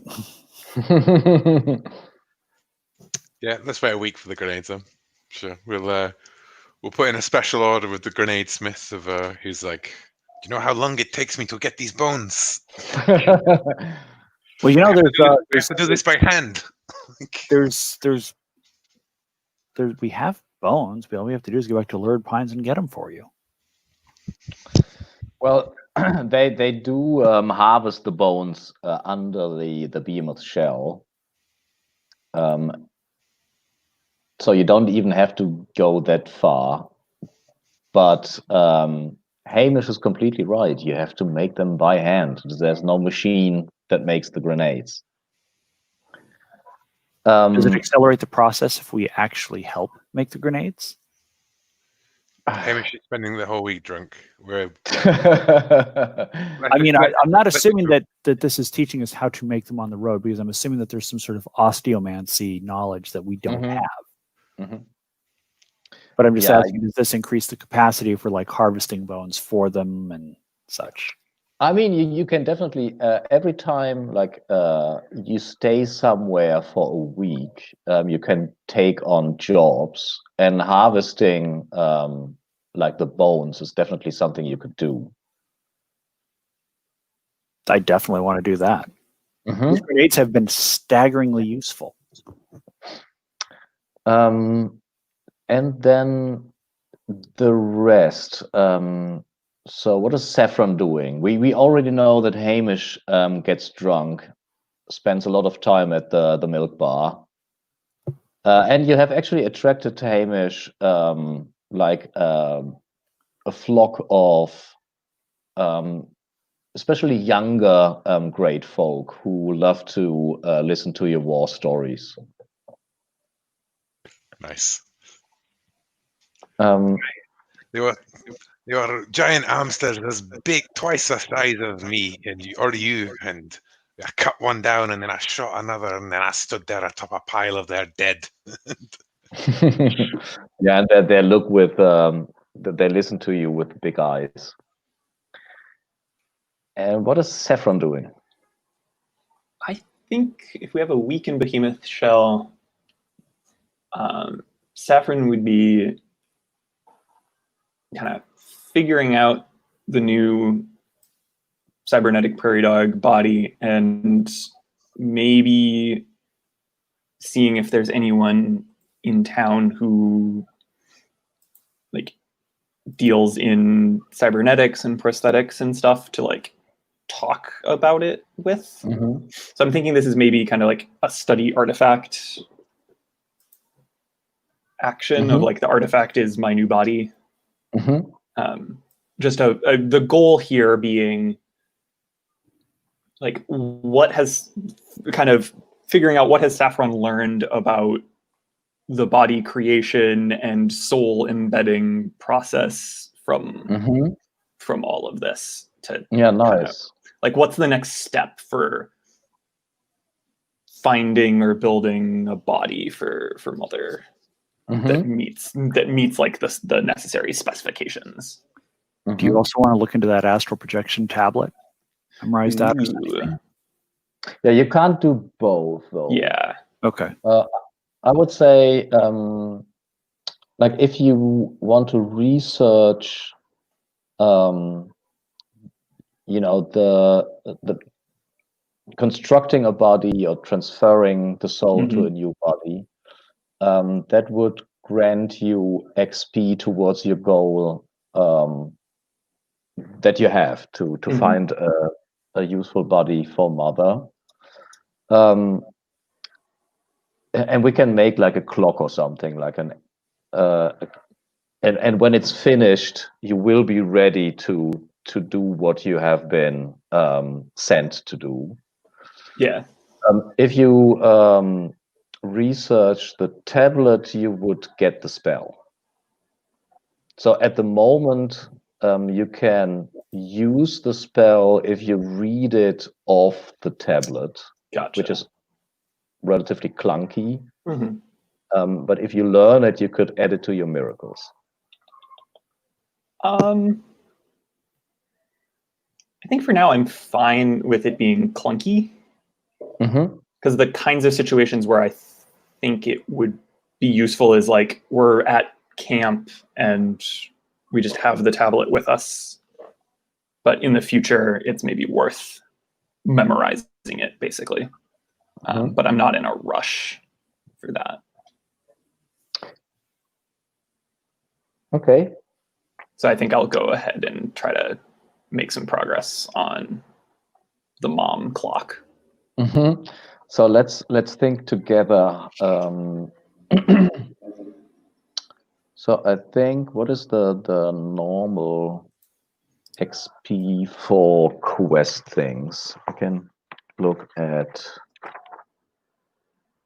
white hack for a second.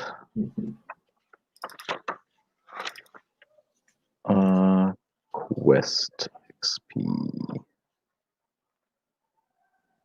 I think the others get something like XP rewards 57. The others get like 500 for finding stuff, but there's like a limited amount of things that they can find.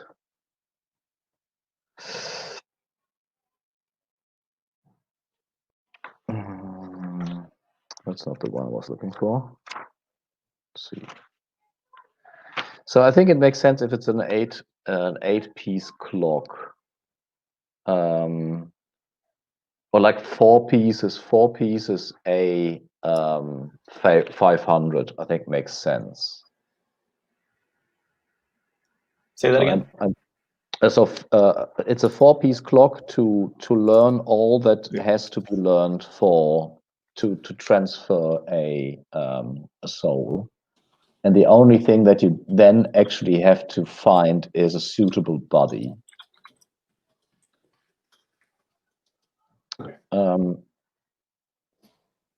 So if the whole thing, like finding a body would be the main quest, and this is like a preparation, so maybe 500 is a bit much. So let's say 250 per piece. Okay.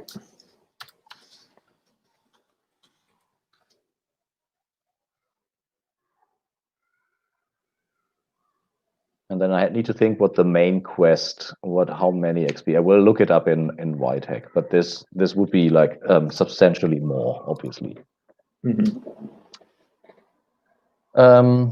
You don't find anyone who is like really like a tinker or a golem programmer. So it's probably more self-study. How does it look like? Is it like a self-diagnose running like a program, or do you? I think it's like the montage that we'd see over the week is like Saffron like running through all sorts of different like tests, starting from the most basic of like rebooting the cybernetic core, you know, extending and and retracting their arms and legs, and just like how does the body actually work, and like do all the edge cases, and then like running the diagnostics and like poking around internally kind of stuff. Mm-hmm. Who has the crystal snail? Is it Nida? That's me. Oh, okay. I'm still holding it for Satrap 88 in Yeah. case we ever get back together with them. Yeah, and what you would need it for is like updating the lost memory, so they would be updated to the. Yeah, they'll remember everything up to the point where we took off and headed out on the road, and then their body was destroyed at the psychic battle that we can't recall. Yes. So they lost like 3 days, and that's when they get that XP back, if I remember correctly. Mm-hmm. Cool. So after the week, we finally see unless you would want to do something, we finally see the 3 wagons leave the behemoth shell. So let's see. What was the effect on the amount of grenades I was able to get? The effect? Yeah, because I was working on gathering bones so they could make more grenades. Let's say you got 2 crates. Nice. Thank you. And so there's this. Did you actually stuff the solid wagon into one of these like trucks? Now we're running separate. Yeah. So exactly. So it's 4 wagons in total. The 2 massive trucks. There's the auto wagon with the ponies, and then there's your pickup truck. So we have the 2 auto wagons. We have the truck, and then it's a solid coach with the ponies. Yes. Okay. Just why I wanted to make sure we're talking about the same thing. So the solid coach, the pickup truck. Yep. And then the two big ones. These two Yeah. big trucks. Yeah, the truck One we of them- set up with the Gatling gun, so it's like a scout vehicle. Yes. Yep. Cool.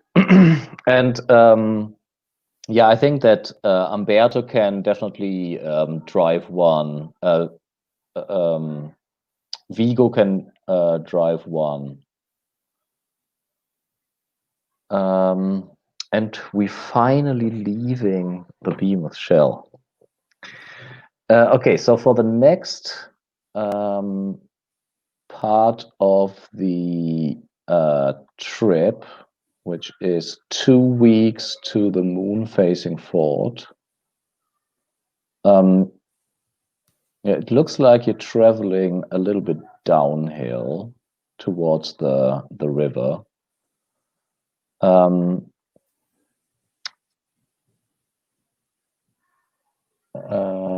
Let's see.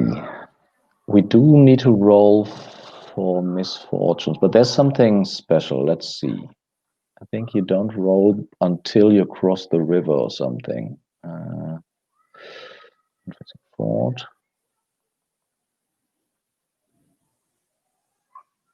Yes. And encounters is also wild To me. crossing. I feel like it should be going left to right instead of like a long map that opens side to side as opposed to up and down, because I always think up and down is north and south. So it always throws me for a loop, and it's like, nope. No, down is west. Rotated. Yeah, it's rotated.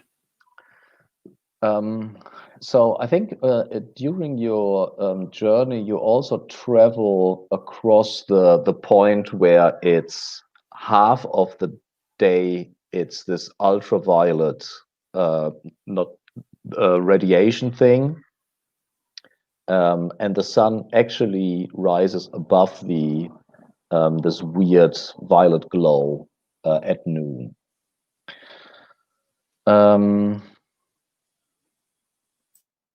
And the temperatures seem to drop a little bit the further you travel to the west. Hold on a second.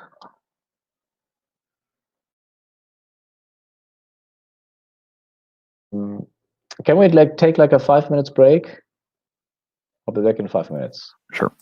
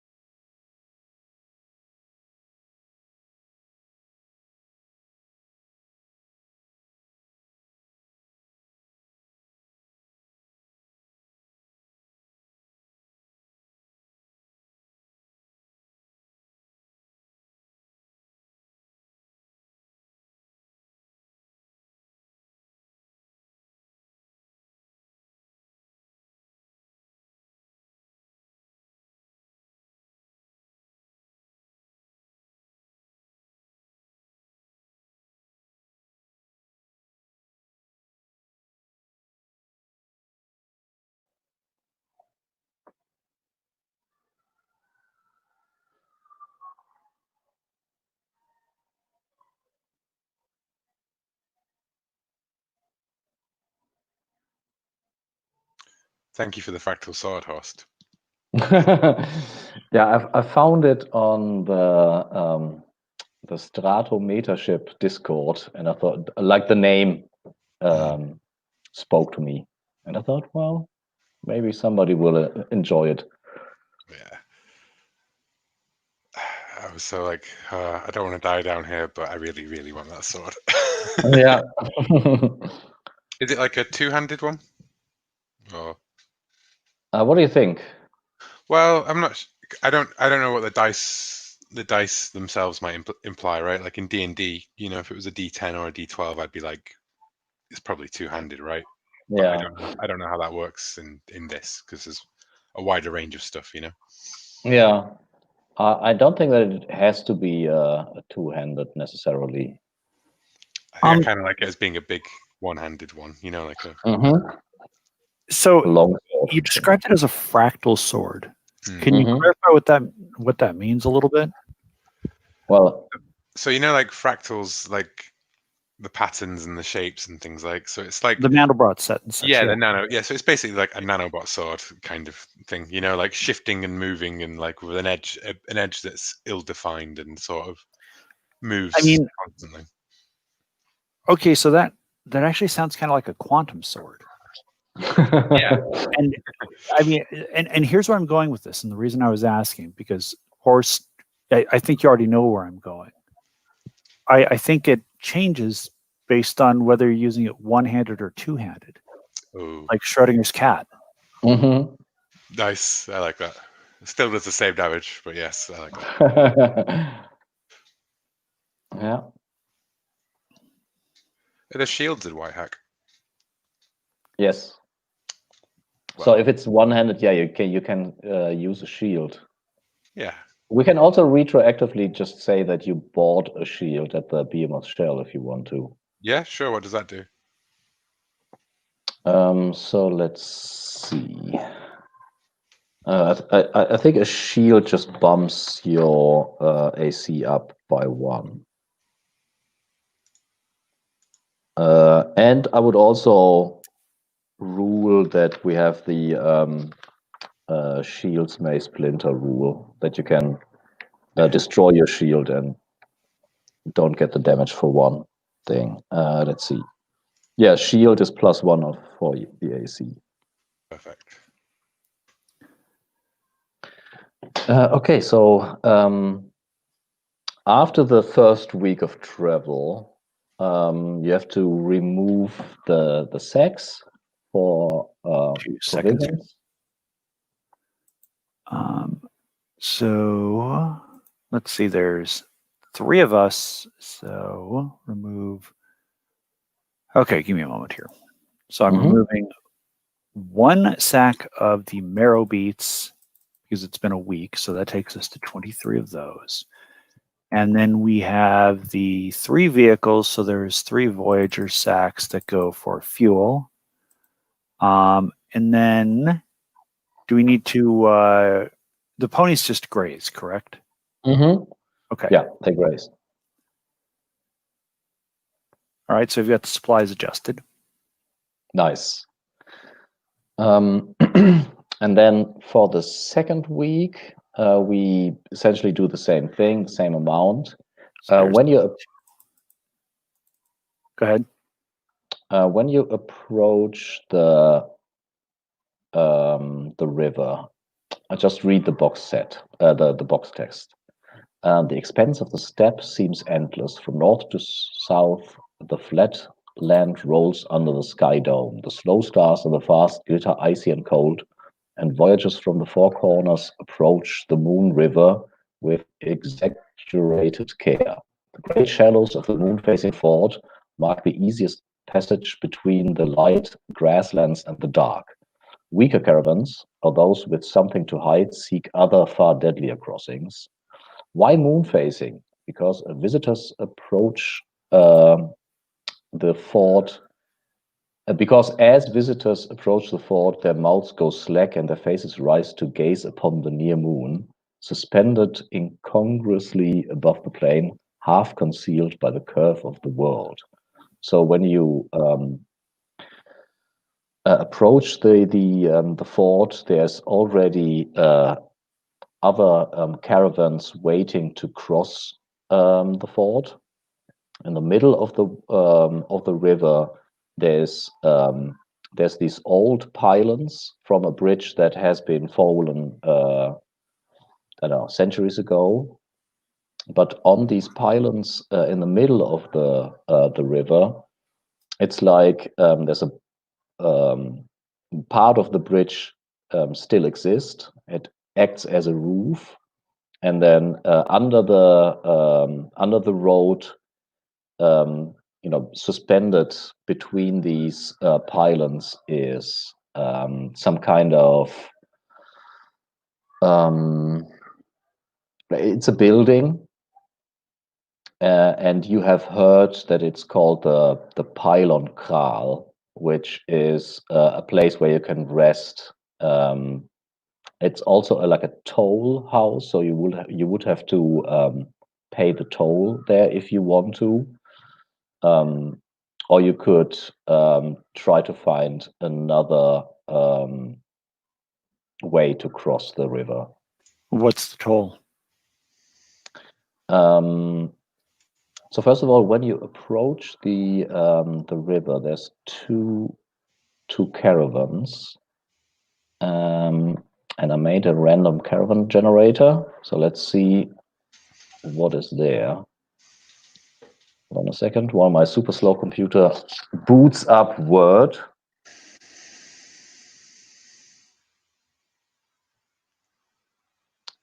And can you give me a 2d6, please?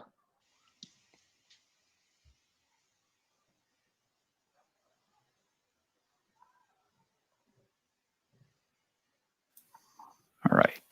2d6, you said? Mm-hmm.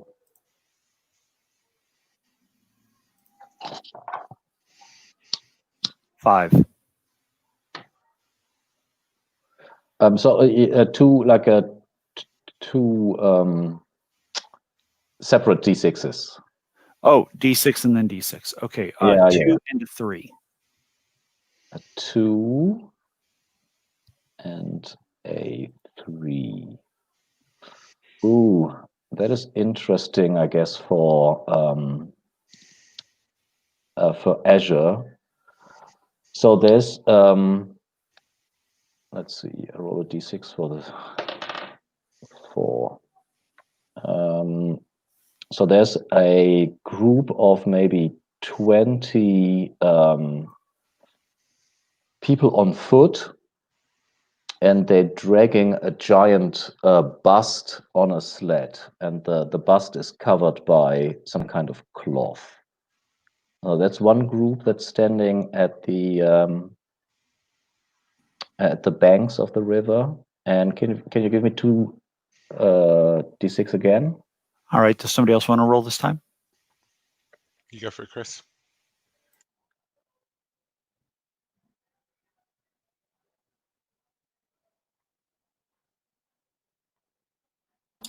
A 5 and a 6.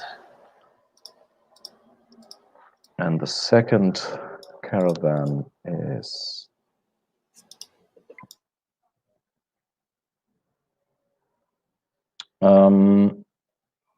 so there's a group of nomads. I don't think that you have seen that tribe yet. They're riding horses that have this like a mono horn. They almost look like it's not unicorns, obviously, mono horns. And they are it's like cowboys having like a herd of horses that they probably try to sell.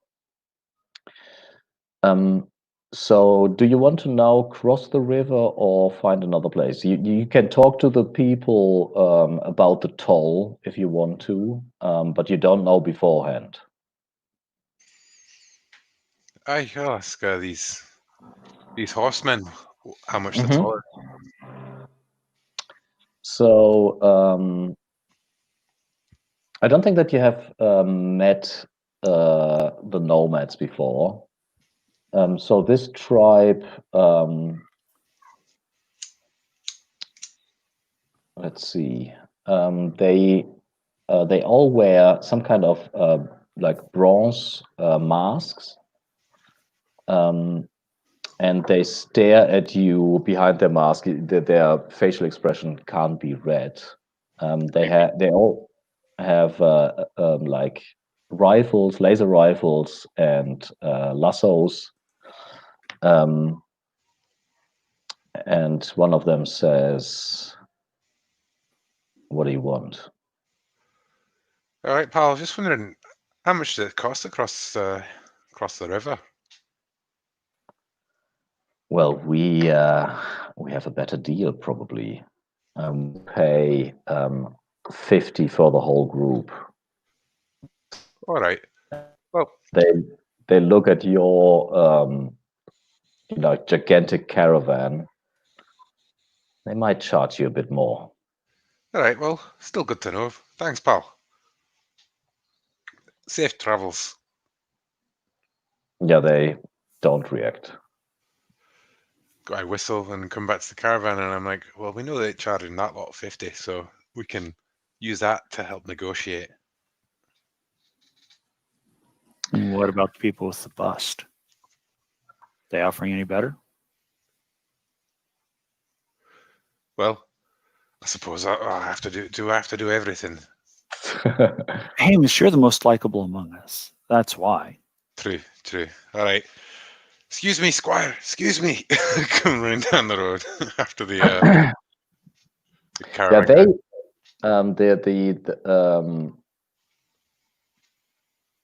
the person you're talking to is dressed rather fabulously. So all of the people dragging the bust, they have this, they look like, I don't know, monks or something. They have this very plain robes. But the leader of them is dressed almost like Azure. So she has like the 60s fashion. So maybe you tell me. So what kind of 60s fashion she rocks? Bell bottoms, or was that 70s? Bell bottoms is definitely 70s. Okay. Like one of those like pencil skirt type things. Cool. Yeah, she looks pretty similar to Twiggy, if you know her. Yeah. So very thin. And she says, "Yeah, we don't know either. All right. We do. What are you doing with that? Well, we are on the way to the Nexus of Cables. Have you heard about it? No, not heard much. What is it? Well, it's a religious place. Don't really go in for that stuff, you know. You might find something useful there. Who knows? Well, how far away is it? It will be months and months. It's in the northwest. Right. Well, we're heading to the Black City, so maybe not then. She whistles. Black City. You have to be very courageous to go there. Oh, why? It's been known to be said about me. Yeah. Who are you? Oh, I'm Hamish McRainbow. Oh, nice to meet you. I'm Gigi Marina. Well, right, Gigi. Well, good luck with your bust. Good luck on the way to Nexus of the Cables or whatever it was. And I'll see you in the Black. Look me up in the Black City if you ever find yourself there. And good come luck on, with guys. it. Let's go see how much we can black our way across this bridge for. Now, All right.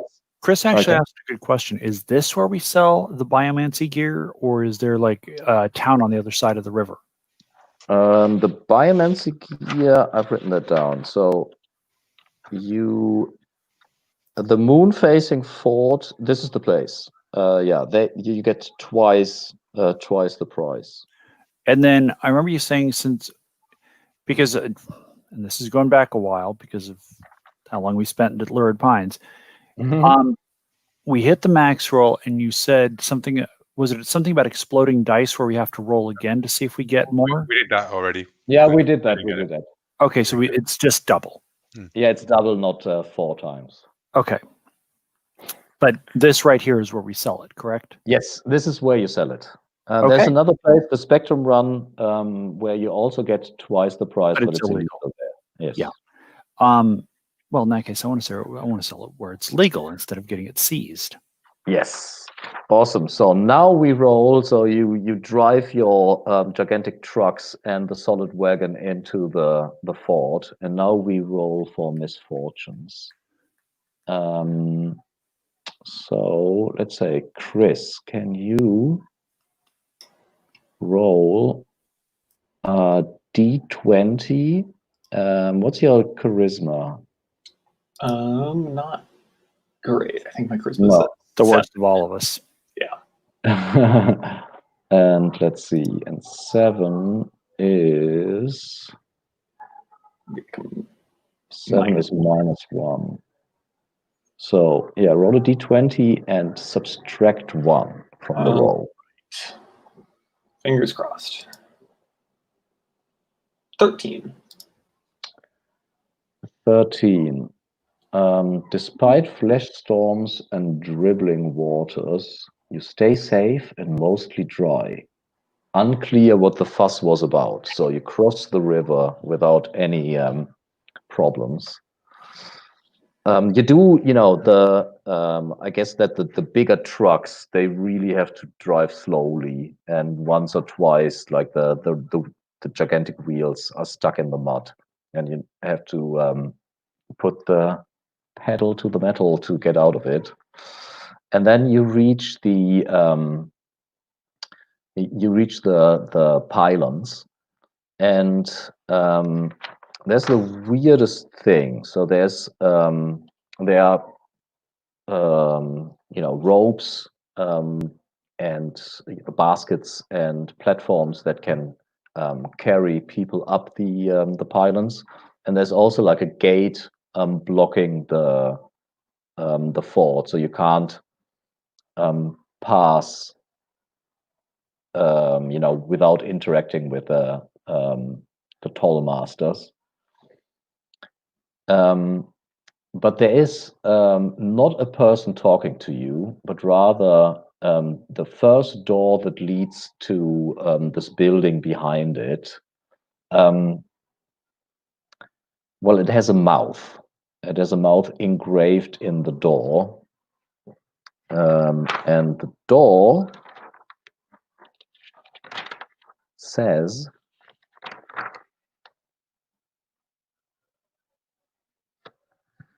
well, who do we have here? Another group of wet travelers.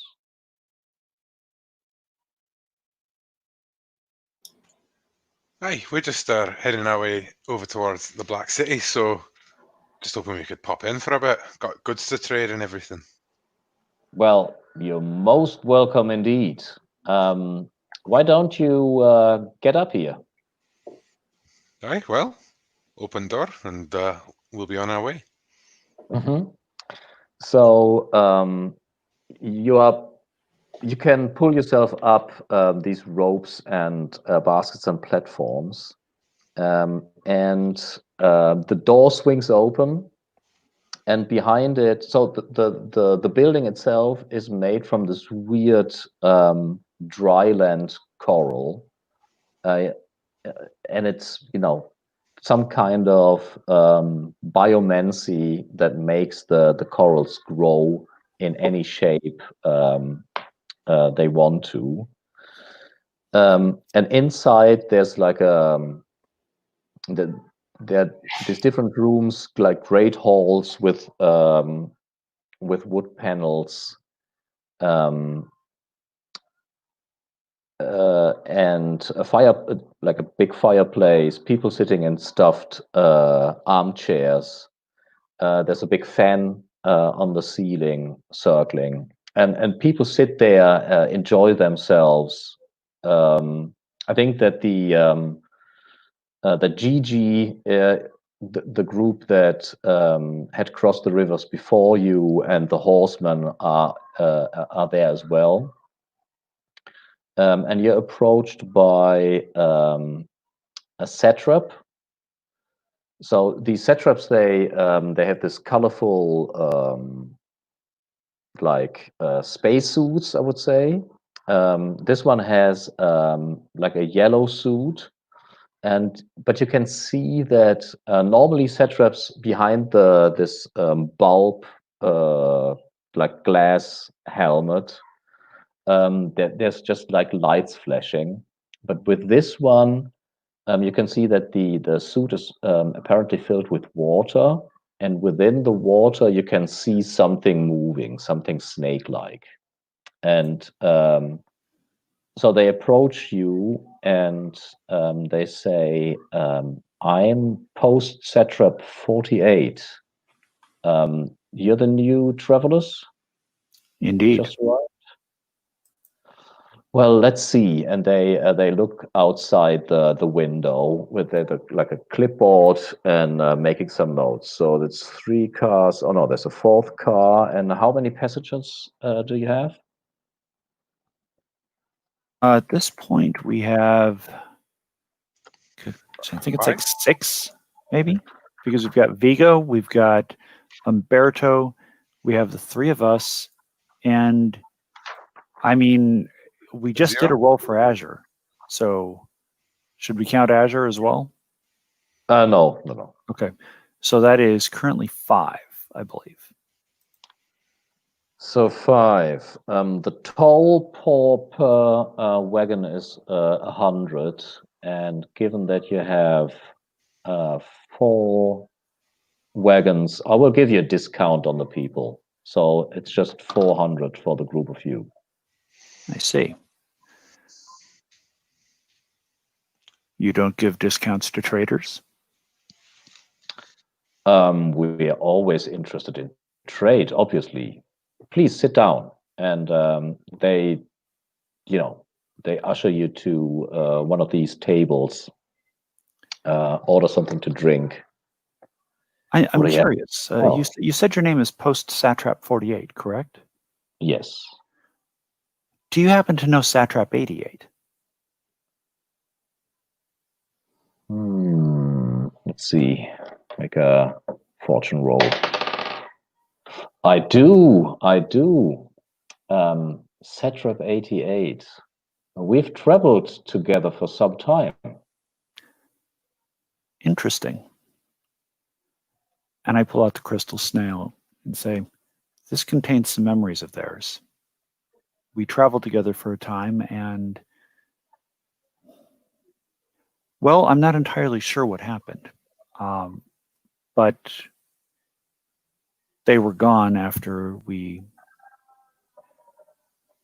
did something.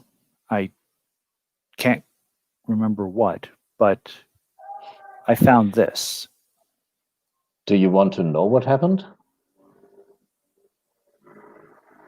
I enjoyed traveling with them very much. Yes, I would like to know. Do you know if 88 was re-uploaded? I don't. My understanding based on my conversations with them is that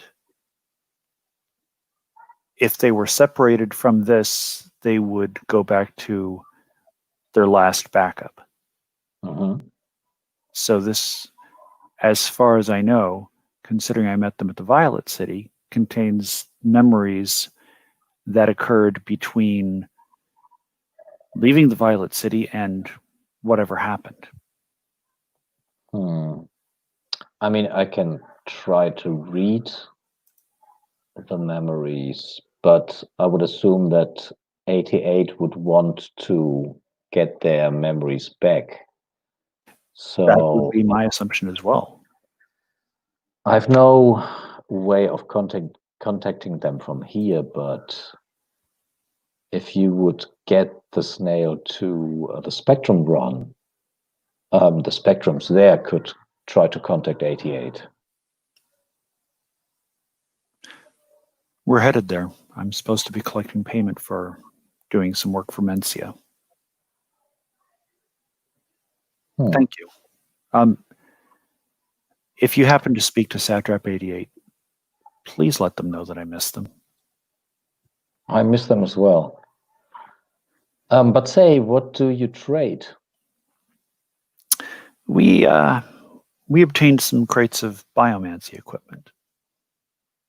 And whatever is inside the suit circles more quickly. You do think that they look eelish, like eels. Well, we sell dryland coral seeds and joy worms. Any interest in maybe exchanging trade goods?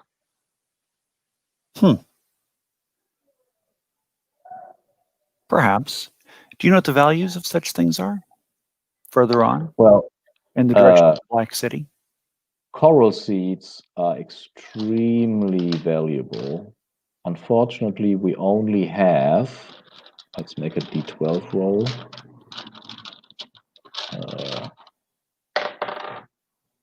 Oh, that's a D20. We only have 7 of them, but they're worth 1,000 each. Okay. And the other item that you mentioned? Joy worms go for 500. You do need to keep them wet, though.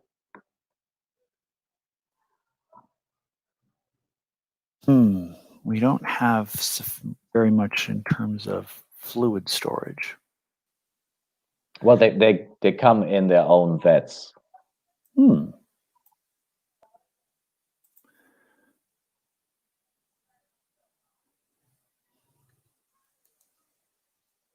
do you want to just sell? You know, all right. So the market research roll is done with charisma, correct? Well, let's see. Is it with charisma? I think so. I think it's a relevant skill. Let's see. Trade goods.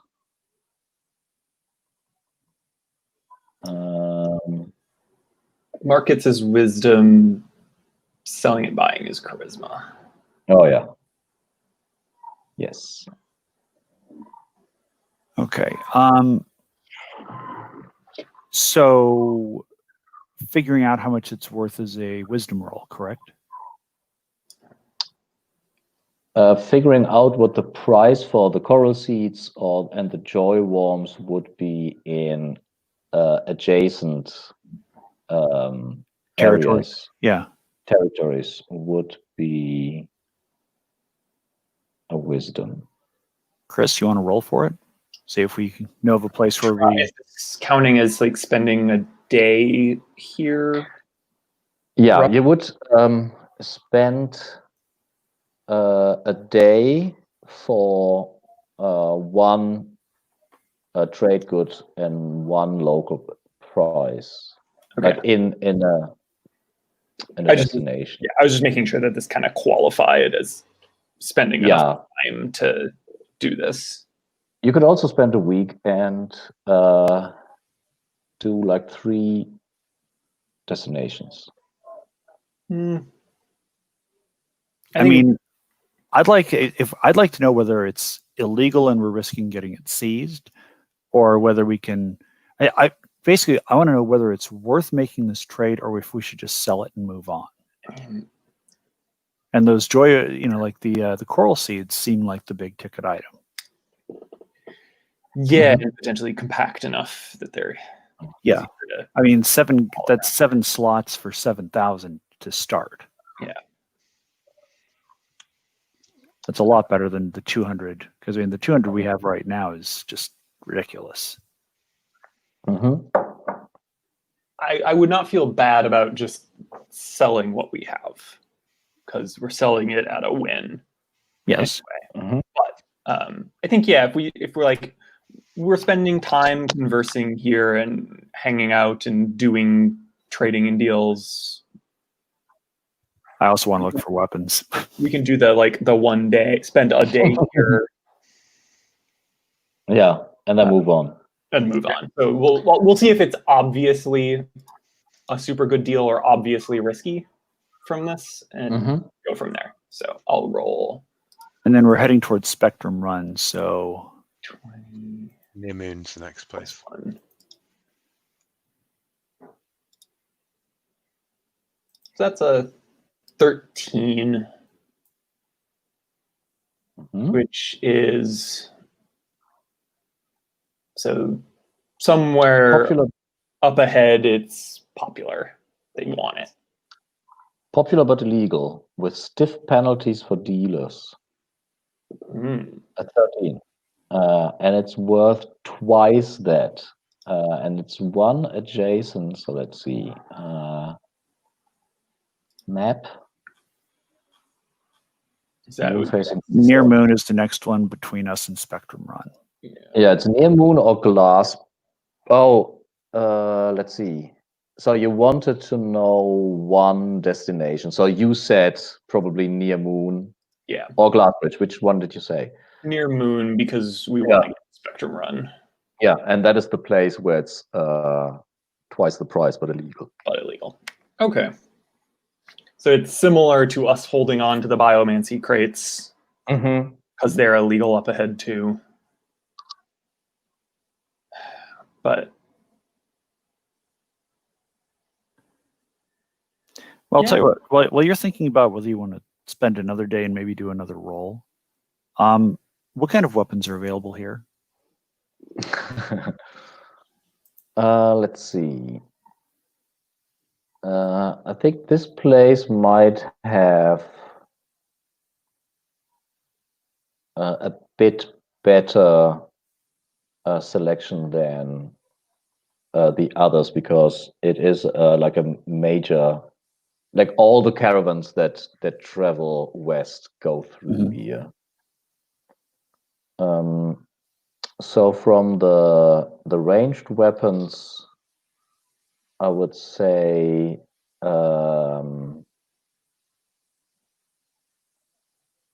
yeah, they have bows, crossbows, composite bows, heavy crossbows, scavenger bolter. They do have the porcelain prince pistol. How many do they have? And can I dual wield those pistols? I think they have one. Damn it. All right, I'll buy one. Okay. Since they only have one, it's 300. Yeah. So, and that's porcelain pistol. Is 2d6? Correct. A porcelain pistol is 2d6. Okay. 300. Deduct that from my existing cash on hand. Do they have any grenades or anything like that? They don't have grenades. Damn it. They would buy bone splinter grenades for twice what you paid, so 100. Yeah, I'm not going to sell those things. Are you nuts? Do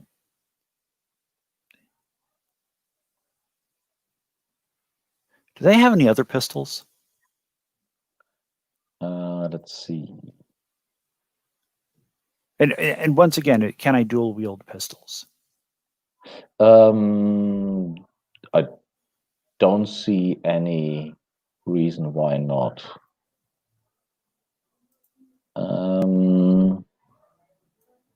Let's have a look at the white hack items.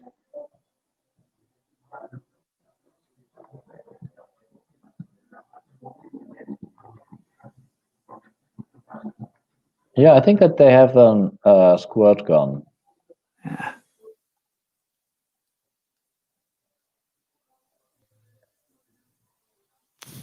What does intravenous mean? So you can put whatever you want inside the darts, like poison, sleep stuff, Mm-hmm. and it is injected. So they would have to make like a saving throw. Acid, blue goo. I already got rid of the blue goo. What kind of ammunition does the store have for it? They don't have anything. Like they have the pure capsules that do D6, but they don't have any kind of substance. You would have to buy that separately somewhere. Yeah, that takes time. Did you want to do another roll, Chris? I would lean towards we just take money and go. Yeah, All because the other destination would be the what is it called? The glass bridge. I think. Yeah, we don't like from what we knew, what we learned when we were asking around about the places up ahead a while back is there wasn't really a reason to go up to the other route, or it was like, if you want danger, go up to 3 sticks or whatever, and it's like, really? Well, and we can sell them for 200, correct, Horst? You can sell what for 200? The biomancy crates. That's what they're yes. All right. Yeah, let's just sell them. Clear out that inventory. Yeah. So calculator, there's 38 crates times 200, 7,600. And then does that count as loot for us or loot for the caravan or both? What do you mean? Selling the biomancy crates. Oh, that the money goes to the caravan. All right. Again, but we get experience for it.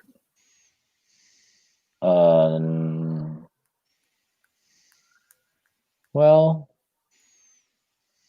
I mean, you got them in a it's definitely loot. It's not that you bought something and then sold it somewhere else. You found it as loot. Yeah, it counts against your XP. Okay. So then do we have to split the XP 3 ways, or do we each get 7,600?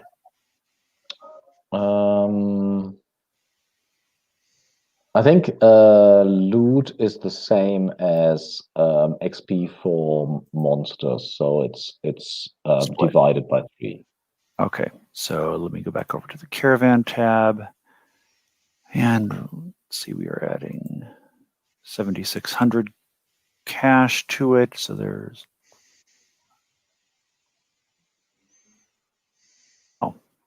that's note to self: do not multiply by 200. Add 7,600. Okay.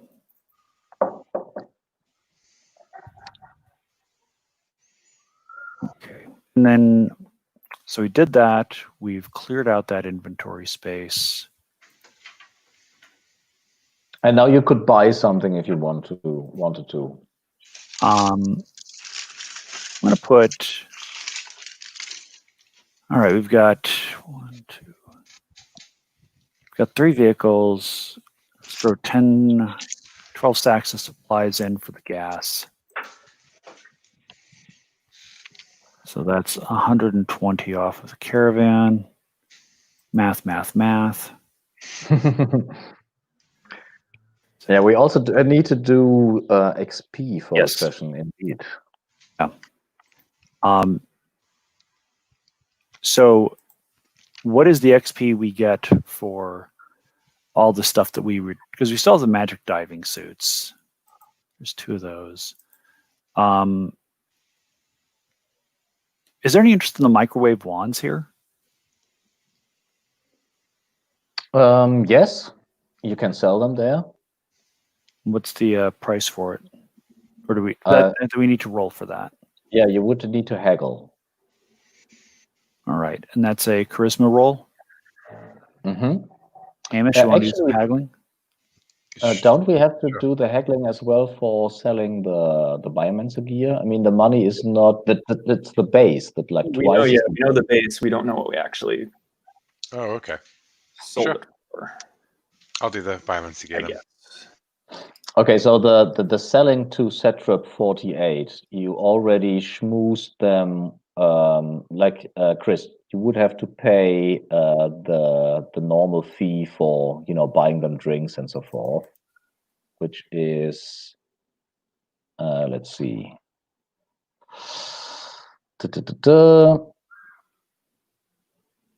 Moon facing forward. How much is the local? Yeah, it's 10. So you would have to pay them like 10 cash for drinks and so forth. Okay. And then with haggling, let's see. Is it the same thing? Do you also pay? I forgot. On the sheet, it says only if you're spending a week to gain advantage. Do we want to spend a week? I mean, I don't know about you, but I'd rather have the advantage because of the XP gain. Go for it. Yeah, so indeed, spend an hour and D6 and coffee and tea, spend 1 day and D6 times 10 for bulk. And spend 1 week and D6 times 100. Hold on. And then roll with advantage.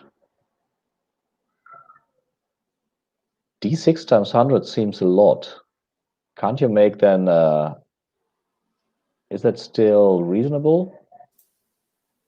I mean, that's what the rules say. Yes.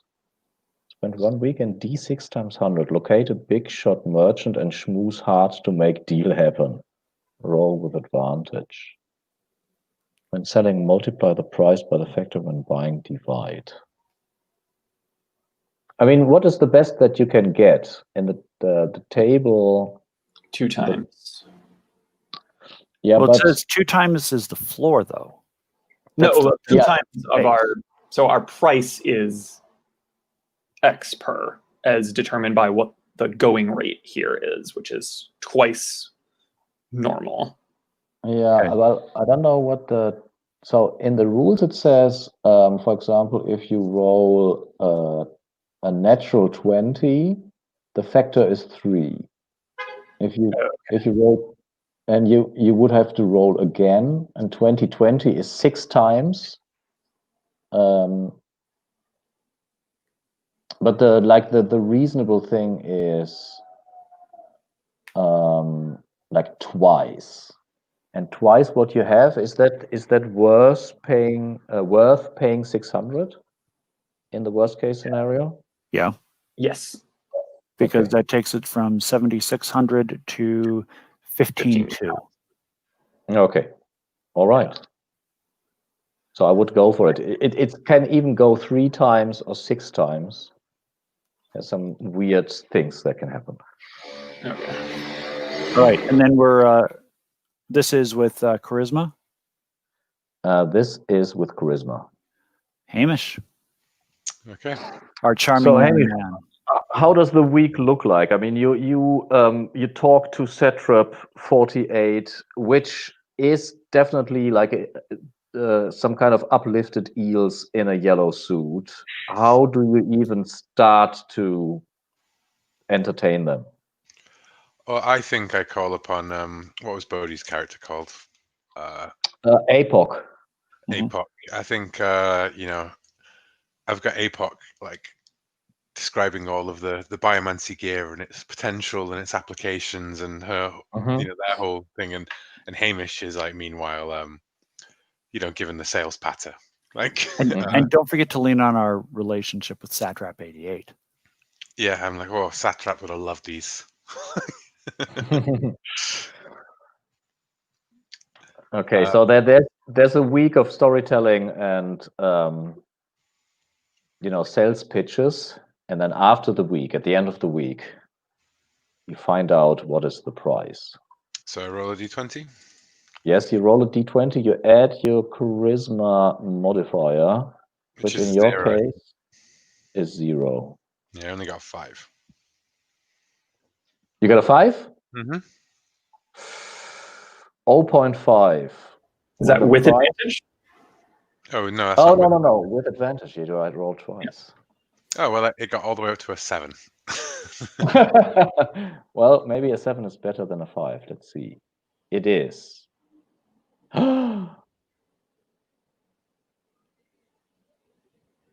Oh, wow. Wow. So, do you want the good news or the bad news? Give me the bad news first. The bad news is, you have this party at the end of the week, and you can't really remember what happened during the party, but somehow you gave the whole Biomancer gear away as presents. What? Well, is it? I need to read out. The factor is there's like just a dash. Hmm.